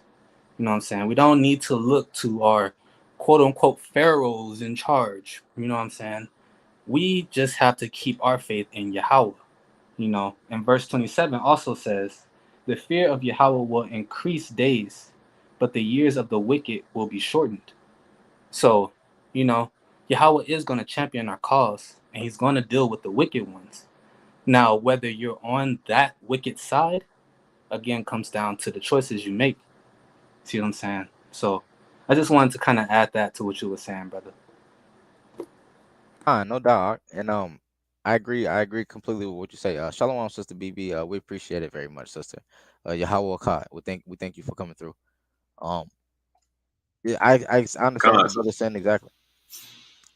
And basically, if our people don't gain some type of discipline, if we're not willing to go outside of ourselves and really look at our situation objectively and understand that we need to make these changes for the better, we're not gonna succeed. Neither we're gonna grow. You know what I'm saying? And we can't hope to these other people. We can't put our faith in this system. We can't put our faith in these other governmental systems. You know, because eventually it's like a cycle. Eventually we'll just be used again. You know what I mean? I mean, like literally, like we'll be in a perpetual cycle of being used by other nations for their benefit, whether that's through one idea or the other. We're always going to be a tributary to other nations. We're not, we're, our strength, our sweat, our blood, our tears, our work, our hard work is going to a nation who otherwise doesn't really care about you. Let's put our hard work, let's put our sweat, our intelligence, let's put our time and dedication into something that's going to build us up, something that's going to make us something that's for the better. And in reality, our people just don't think like that yet. We're not thinking on a national level. You know what I mean? People will say, "Oh, they freed us." It's like, well, where's our nation? There'll be People will be like, "Well, Africans got nations." Like, no, no, no. I ain't talking about Africans. I'm talking about us. If they freed us, how come we ain't left and went back to our own nation? And brothers don't think about that. They think like they're owned. You know what I'm saying? They think like they owe some type of, you know, allegiance to to something else. And it's just crazy. I did have another verse I want to get out. I didn't mean to be long winded. Did any of the other brothers have something to say? oh no, you good, brother. Go ahead. Now I was gonna say, Shabbat Shalawam, Rock. Come on, bro. Go ahead. You good. Yeah, bro. Con. I was just reading over some of the comments, and I'm just like, shalom to you, brother. Shalom to you. We appreciate you brothers coming through and showing support. We really do, because you know, w- with every person that sees and with every person that understands, like it's just that's a blessing. You know what I'm saying? Hallelujah. So Thank this is God. gonna be con. This is gonna be Deuteronomy chapter 6 verse 4. It says, "Hear, O Yasharal." Select. Let me read. Let me continue. Verse 4. Hear, O Yasharal, Yahweh is our God. Yahweh is one and only. You shall love Yahweh your God with all your heart and with all your soul and with all your resources. And these matters that I command you today shall be upon your heart. You shall teach them thoroughly to your children. You shall speak of them while you sit in your home, while you walk on your way, and when you retire and when you arise. Bind them as a sign upon your arm, and let them be an ornament between your eyes, and write them on the doorposts of your house and upon your gates. I just wanted to get that verse out, um because it really hits on the topic today, at hand. And I think the brother possibly got that out earlier, but I just wanted to reiterate that to teach it thoroughly to our children represents it being a cornerstone of our community. You don't pass down knowledge from the generations to the generations without it being of most importance. And that's what this is. That's what this is kind of. That's what I'm kind of getting at with this particular verse. That this has to be a cornerstone of our people's uh being. Every people, all these peoples over the world have certain teachings that they carry on throughout the generations because it matters to them. It's very important. It's a cornerstone of who they are. And for us, we've lost who we are. We need to understand that this isn't like some type of fad. Like brothers think that, oh, I'll be Islam this year, and then I'll do this that year, and then I'll do this that year. This is who we are. And when brothers start to understand that more, that this is who we are, that I feel like it'll be that much more important amongst our people. So that's what I wanted to say. Man, no, con. Well, remember it says in the land of our captivity, like we will remember ourselves, or like we think ourselves, and seek out Yahweh our God. You know what I'm saying? It's like, yo, you know what I'm saying? A lot of our people are still caught up in, you know what I'm saying, caught up in Egypt, or distracted, or it was like what like it said they shall eat it in haste. It was like, yo, without, you know what I'm saying, without like longing, or without, to tarry, or, you know what I'm saying, to like wait. You know what I'm saying? It was like they shall eat it in haste to, you know what I'm saying, to get out of Egypt. You know what I'm saying?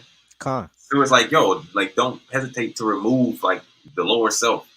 Because basically that's what Egypt represented. Like even on the, you know what I'm saying, on the temple is, and then you got Yakayan and Baaz, which are the pillars. And then you got the Hayakal, which is the sanctuary. The first degree is from the bronze altar until, you know what I'm saying, the entrance of the temple, which is like Israel coming through the wilderness, through the testing and trial phase, right? But they were coming out of Egypt. That's why I was like, you shall, you know what I'm saying, you shall take lambs and you shall sacrifice them. And it said, you shall put the blood on your doorpost. But it, like, and on your houses, which will be like your temple, the inward man, right? Without blemish. You know what I'm saying? So they had to like remove, that's why like they removed the leaven from their home, which is like something left over. Like, you know what I'm saying? Or like the ideas of Egypt. They left, you know what I'm saying, left that. And it said anything that's in the morning you shall burn in fire. You know what I'm saying? So they didn't have, it wasn't like left over, you know. But fire, you know con, what I'm saying, it's also like, you burning off, it's like you burning off impurity or refinement. and we all know what happens to fat and fire. It's like it rises as a smoke, and that's like an offering. Come on, right. Right? Like in Leviticus 1. It said, so when you offer your korah, or like you come near to Yahweh, and your korah, you know what I'm saying, your innermost part, or like your, you know what I'm saying, your sacrifice, you know what I'm saying, to Yahweh, you know what I'm saying? So I think if I might just slightly subtract detract from the topic slot. um I think a lot of our people have really bad self-esteem. You know what I mean? Like we don't really think much of ourselves. So when you're pretty much exposed to the idea that you're somebody in quote unquote of importance, you know what I mean? Um I don't think our people believe it. You know what I'm saying? Like I don't think half the time like they believe that. You know what I'm saying? You tell them, "Hey, we're Israelites," and like, "Who is that?" And you explain to them that Moses was Israelite. The Tharwa is written by Israelites, kind of for Israelites. And they kind of don't believe it because they have low self esteem. They're like, I could never be somebody like of that type of what should I say responsibility. You know what I mean? So I think they're kind of taking refuge in the idea that nothing nothing really like matters in a way. Like they don't really have a place in it. You know what I mean? I think that people kind of are comfortable in that space. If you know what I mean. Oh yeah, bro. Yeah, Like I I mean, yeah. uh, I'm my bad, bro. Well, I was just gonna say, because even when they were coming out, even when they were coming out of Egypt, like I said, they were complaining. It was like you have brought us out in, what I'm saying, to Egypt to die. You know what I'm saying? So they still had like that mind state of Egypt. It said from like hard work, they had shortness of breath, like shortness of spirit. It was like, yo, like it said you were coming to a wide and good and spacious land. The word quatzar means like a tight place or like shortness or like impatient. You know what I'm saying? So they and hold on, let me get the verse real quick. fine. But no, I was just gonna say that I've met people like that, bro. Like you'll try to be explaining it to them, and then they'll just be like, "Oh, I'm not ready to accept that right now. I kind of just want to do what I'm doing right now still." Like real talk, bro. That's exactly what they'll say. Like they're not ready to accept what I'm telling them, and then they'll just go about what they're doing. You Uh, know. uh, So, y- that I mean that speaks for itself. It really does. Shows itself in our people. Like brothers and sisters will flat out tell you, "I'm not ready to give up this lifestyle," and it's like, yo, what? Yeah, Because you tell people that they have something to do with the Torah, and in their mind, the Bible, they instantly shoot that down because they're like, "Oh, I can't go out robbing niggas, and I can't be at the strip club, and I can't be smashing this chick, that chick, and this chick," or you know what I mean. That's what they automatically start going off in their head, and they're like, "But I want to do these things. I want to smash this chick, that chick, this chick. I want to go to the booty club at this time. I want to go hit a lick on a nigga if I want to." Like that's the type of that our people think. You hmm know what I mean? Straight up. and just from those answers alone, it speaks volumes, bro. And it's sad. It's real sad. To be honest with you, but come. It is. It just shows that there's a lack of responsibility. Our people, they don't want to be responsible for their actions. You know what I'm saying? And when it comes down to it, we have to be, because that's not to shame anybody or to make anybody feel bad. That's so that we can change for the future and do right, so that we can get it right next time. You know what I mean? We have to be responsible. Yes, there's plenty of our people who are responsible, who lead good lives and who do what they got to do, take care of their business. Yeah. But some of our affluent people who do those things still aren't willing to hear the teaching of the Torah. Like some of our most affluent people, you know what I mean, still rather live in the world than take on the responsibility of the Torah. So it needs to be reflected, not just you know our lower society, but a higher society too. People from all different walks of life of Yasharal have to take this into account in order for it to actually become meaningful within our community. yeah, Man, Because think come. about it, we got doctors, we got writers, we got lawyers, but what's the hardest thing about that is the fact that we cannot get on the same accord. Most of our unfortunately most most brothers and sisters who like own businesses and have enterprises and such, a lot of them are masons, like just straight up, for real. yeah, Yeah, Like a lot of them are masons, and they don't even have to be famous. Some of them are just in that stuff, and they have a natural disconnection from our people, to where they don't feel like it's worth it. You know what I mean? So people from Israelites from all different walks of life, we have to get on the same accord, and the only way we can do that is by getting on the same foundation, and that's the Tharwa. You know what I'm saying? And I don't know if that can necessarily happen before the Most High shakes up the place. You know what I mean? Well, that's what it says. It said, in our distress, like we will call out to Yahweh, right? But now I wanted to show this real quick. I need to put Ezekiel vision on here of the temple. But I'm not even sharing. But remember, it said like even like the month of springtime, like we were coming out of Egypt, right? It said like renewal or to repair. But that's also like you know what I'm saying? To be renewed in the mind. You know what I'm saying? To be renewed, like to remove, you know what I'm saying, the impure quality. That's what you know what I'm saying, that's what it's all about. To elevate. It says for Yahweh has come to elevate you in order to elevate you. Hold on, where it go? Oh, that's not it. Here it is. All right, can y'all see it? Cool. It's up there, but the writing we can't see no. I don't know why it's so small.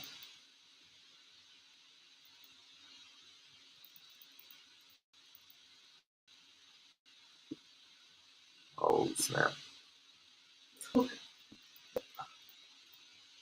Right.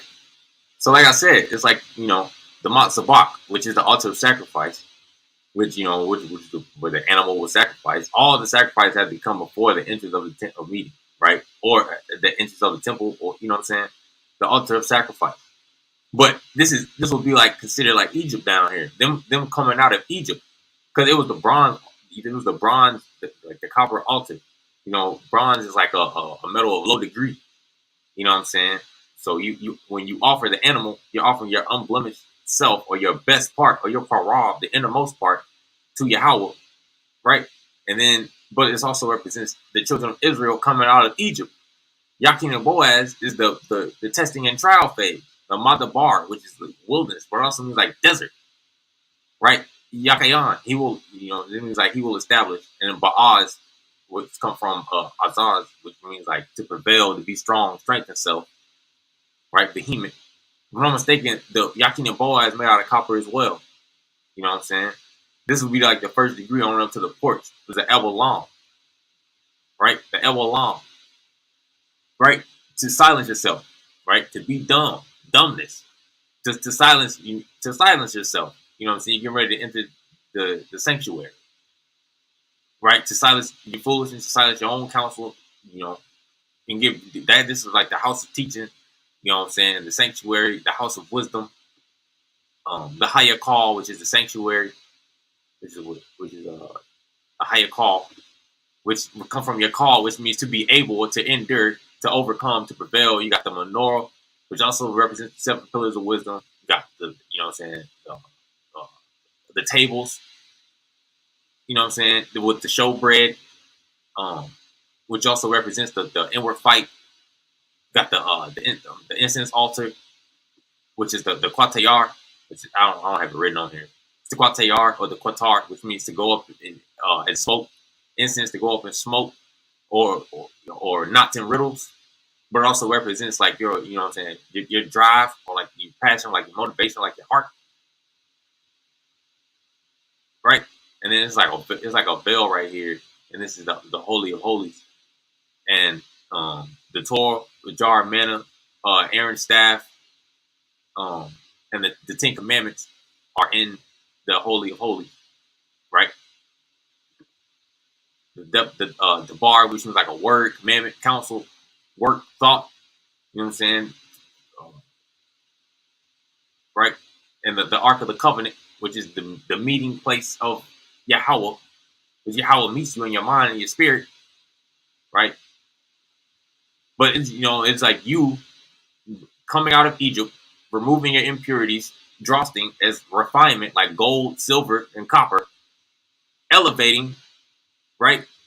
You know what I'm saying? Yahweh elevates us, right, to to improve, you know what I'm saying? I always say you shall be a nation, you will be like wise and discerning in the eyes of the nations. You shall be a discerning people, which be like intelligent, right? And the teachings of Yahweh, you know what I'm saying? It will be like the holy place.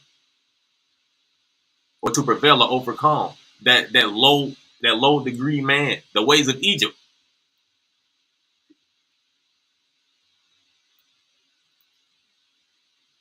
But yeah, hold on, I want to grab this verse real quick, right?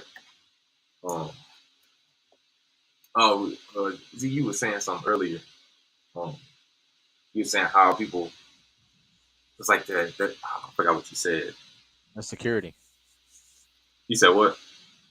I think this because it's because our people are insecure about who they are. Oh yeah, yeah, yeah. I was talking But also right. about how. Oh, go ahead, bro.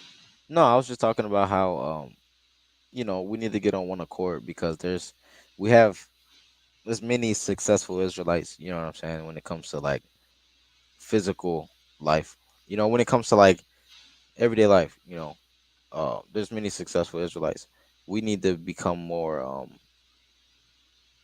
we need to become more nationally uh uh thoughtful. I guess I could say we need to Right. start considering ourselves in that type of light so that we can take the necessary steps to actually develop something. And that brings me what I was about to bring out. Like how people, wanted to go back to Egypt. Like even after, what I'm saying, they were leaving, they wanted to go right back to Egypt. They said, "For it is better for us to stay in Egypt." But I want to grab it. This Exodus 14, verse 9. Egypt pursued them and overtook them and camped by the sea, all the horses and chariots of Pharaoh and his horsemen and army by Phacach before Baal-Zebub.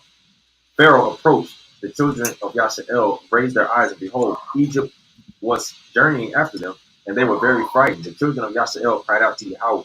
They said to Moses, "Were there no graves in Egypt that you took us to die in the wilderness?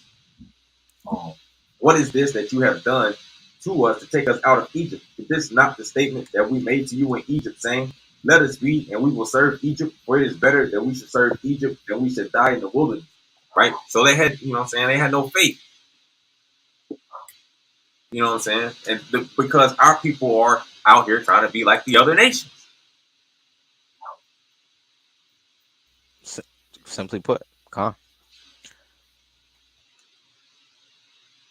So it's like, yo, like you know what I'm saying? I would say I had come to elevate you, but due to their like shortness of spirit, they weren't able to like fathom, or what I'm saying, or like, you know, I guess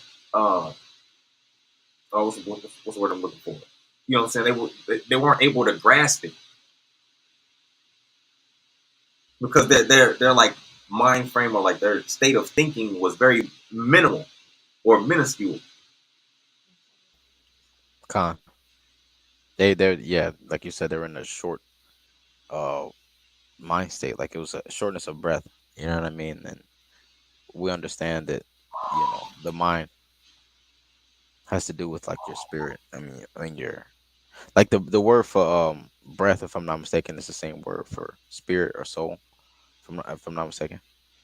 So Kind it's of, you like got, yeah, you got a walk, which also means like wind, mind, spirit, but also mean like it also can mean breath.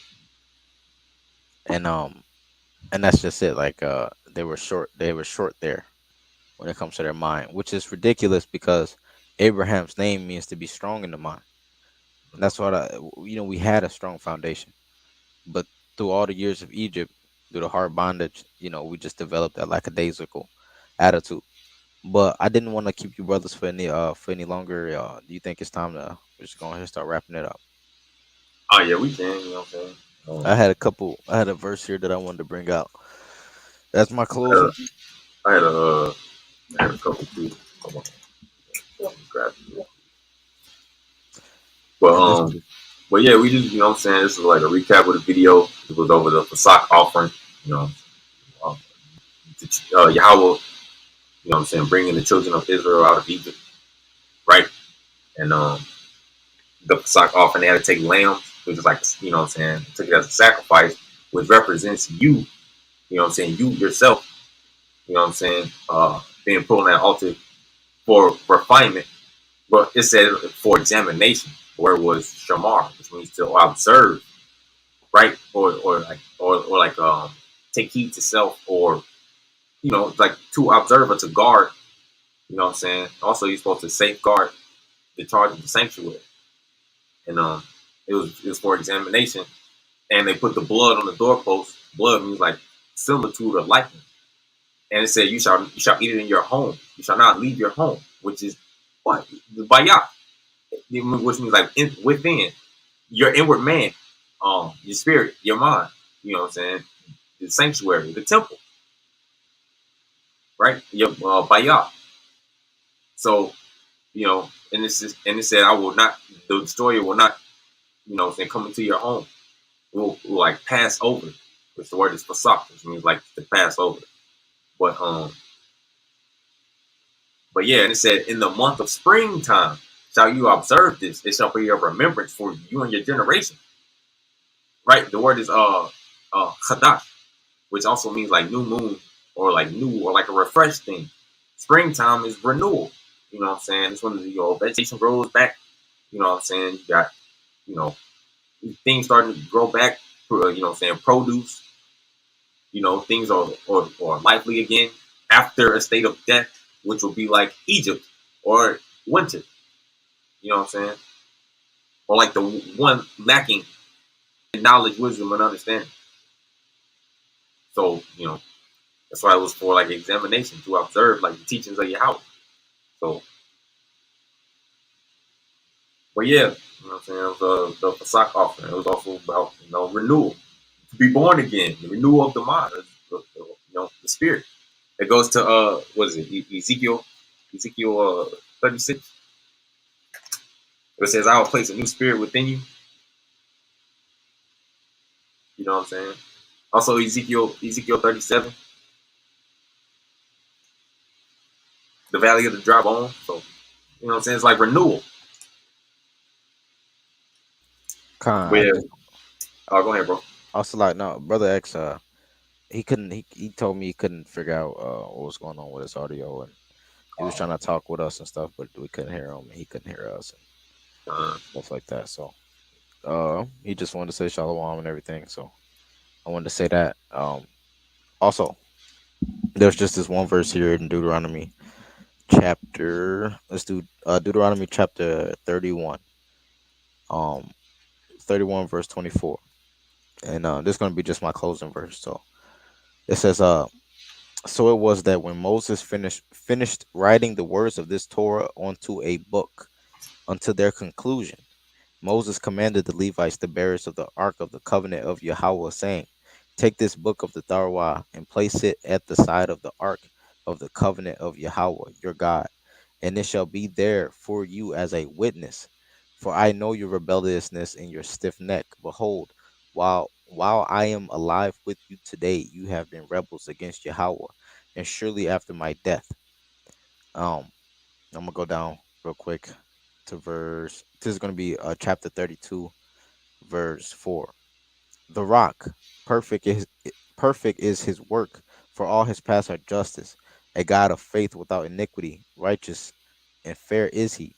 Corruption is not his, the blemish is his children's. A perverse and twisted generation. Is it to Yahweh that you do this, O vile and unwise people? Is he not your father, your master? Has not has he not created you and formed you? And this is I wanted to get at this point because our people tend to forget that like we haven't been reciting the Tharwa for nothing. It's because the Most High's made it a remembrance for all of our generations um to be here, obviously, so we would know what we have. I mean, Salak, so that we would know who we are, so we would know why we suffer the things we suffer, and why our history is the way it is. So the Tharwa is very important when it comes to remembering who we are as a people. I know this sounds very basic and very, yes, like yes, we know. But what I'm getting at is that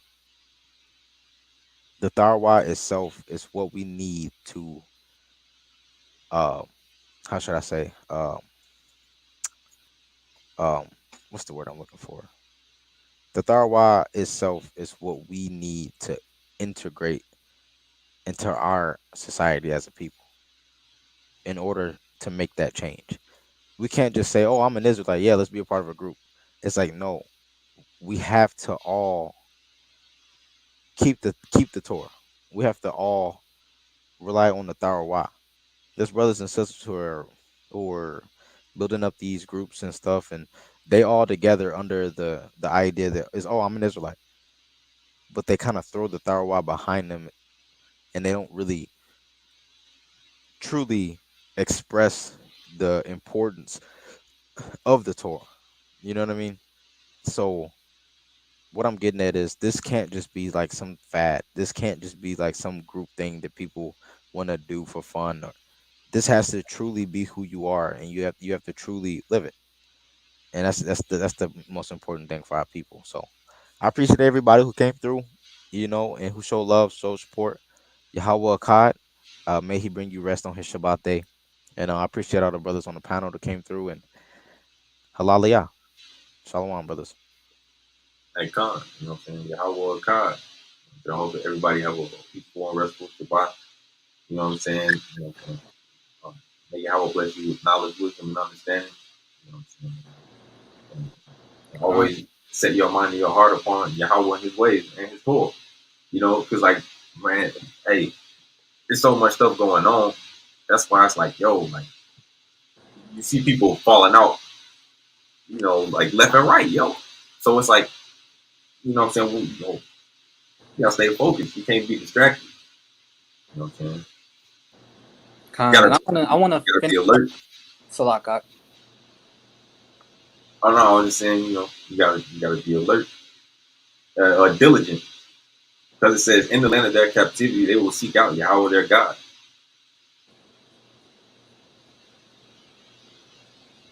Khan. But I want to just give a closing verse. Like I just got 3 verses that I want to close off with. And it's all in Proverbs. This one again to what I was saying earlier, like the important thing that we need to do is build a foundation through the Most High Yahweh. You know what I'm saying? In order to like successfully have something going for ourselves, like we have to establish that foundation with the Most High Yahweh. You know what I'm saying? So, Proverbs chapter 18, verse 10, it says, "The name of Yahweh is a tower of strength. Through it, a righteous person will race and be strong." You know what I'm saying? So, through Yahweh, we will race and be strong. It's a tower of strength, the name of Yahweh. So, we have to keep that foundation with us as we journey, as we travel through this land, as we come back into our own land. And like the brother is saying, like we gotta lead by example. So like as we're building this foundation, we'll also be leading by example to the other people, and they'll see that this is how we go about things. You know. And to close off, I'm gonna read verse 20 and verse 21 of chapter 19 in Proverbs. Verse 20 says, "Hear counsel and accept discipline in order that you grow wise in your later days. Many designs are in a man's heart, but the counsel of Yahweh, only it will prevail." So, like I was saying, like the brothers were saying, like we need to heed discipline. We need to like stick to this and not think of this as some sort of fad or some sort of phase, and realize that this is our life. This is our heritage. This is our lineage. You know, these are our people, and this is our God. And that's just the case. You know what I'm saying? And His counsel will prevail. You know, whether you like it or not. Hate to say it like that, but it's just the truth. You know. But with that being said, Shabbat Shalawam, family. Hope you guys have a blessed rest of the day. If your Shabbat's over, I hope you had a blessed Shabbat. And Yahweh Akkad. Yahweh Akkad. Yahweh God. And this is my closing verse. This is Psalms 102. I'm gonna start at verse 13. It says, "But you, Yahweh, will be enthroned forever, and your memory endures from generation to generation. You will arise and show Zion mercy, for there will come the time to favor her, for the appointed time will have come. Right? And let's get down to 17. For Yahweh will have built Zion. He will have appeared in his glory. He will have turned to the prayer of each devastated one and not have despised their prayers. Let this slaughter. Let this be recorded for the final generation, so that the newborn people will praise God. For he gazed from his exalted sanctuary. Yahweh looked down from heaven to earth to hear the groaning of the prisoner, to liberate those doomed to die, to declare in Zion the name of Yahweh and his praise in Jerusalem. Right? When he gathered people together in kingdoms to serve Yahweh. You know what I'm saying? So it says that the newborn people will be like, you know what I'm saying, when Israel is that gathered together.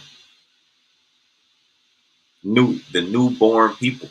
Just like renewed or, you know what I'm saying, refreshed.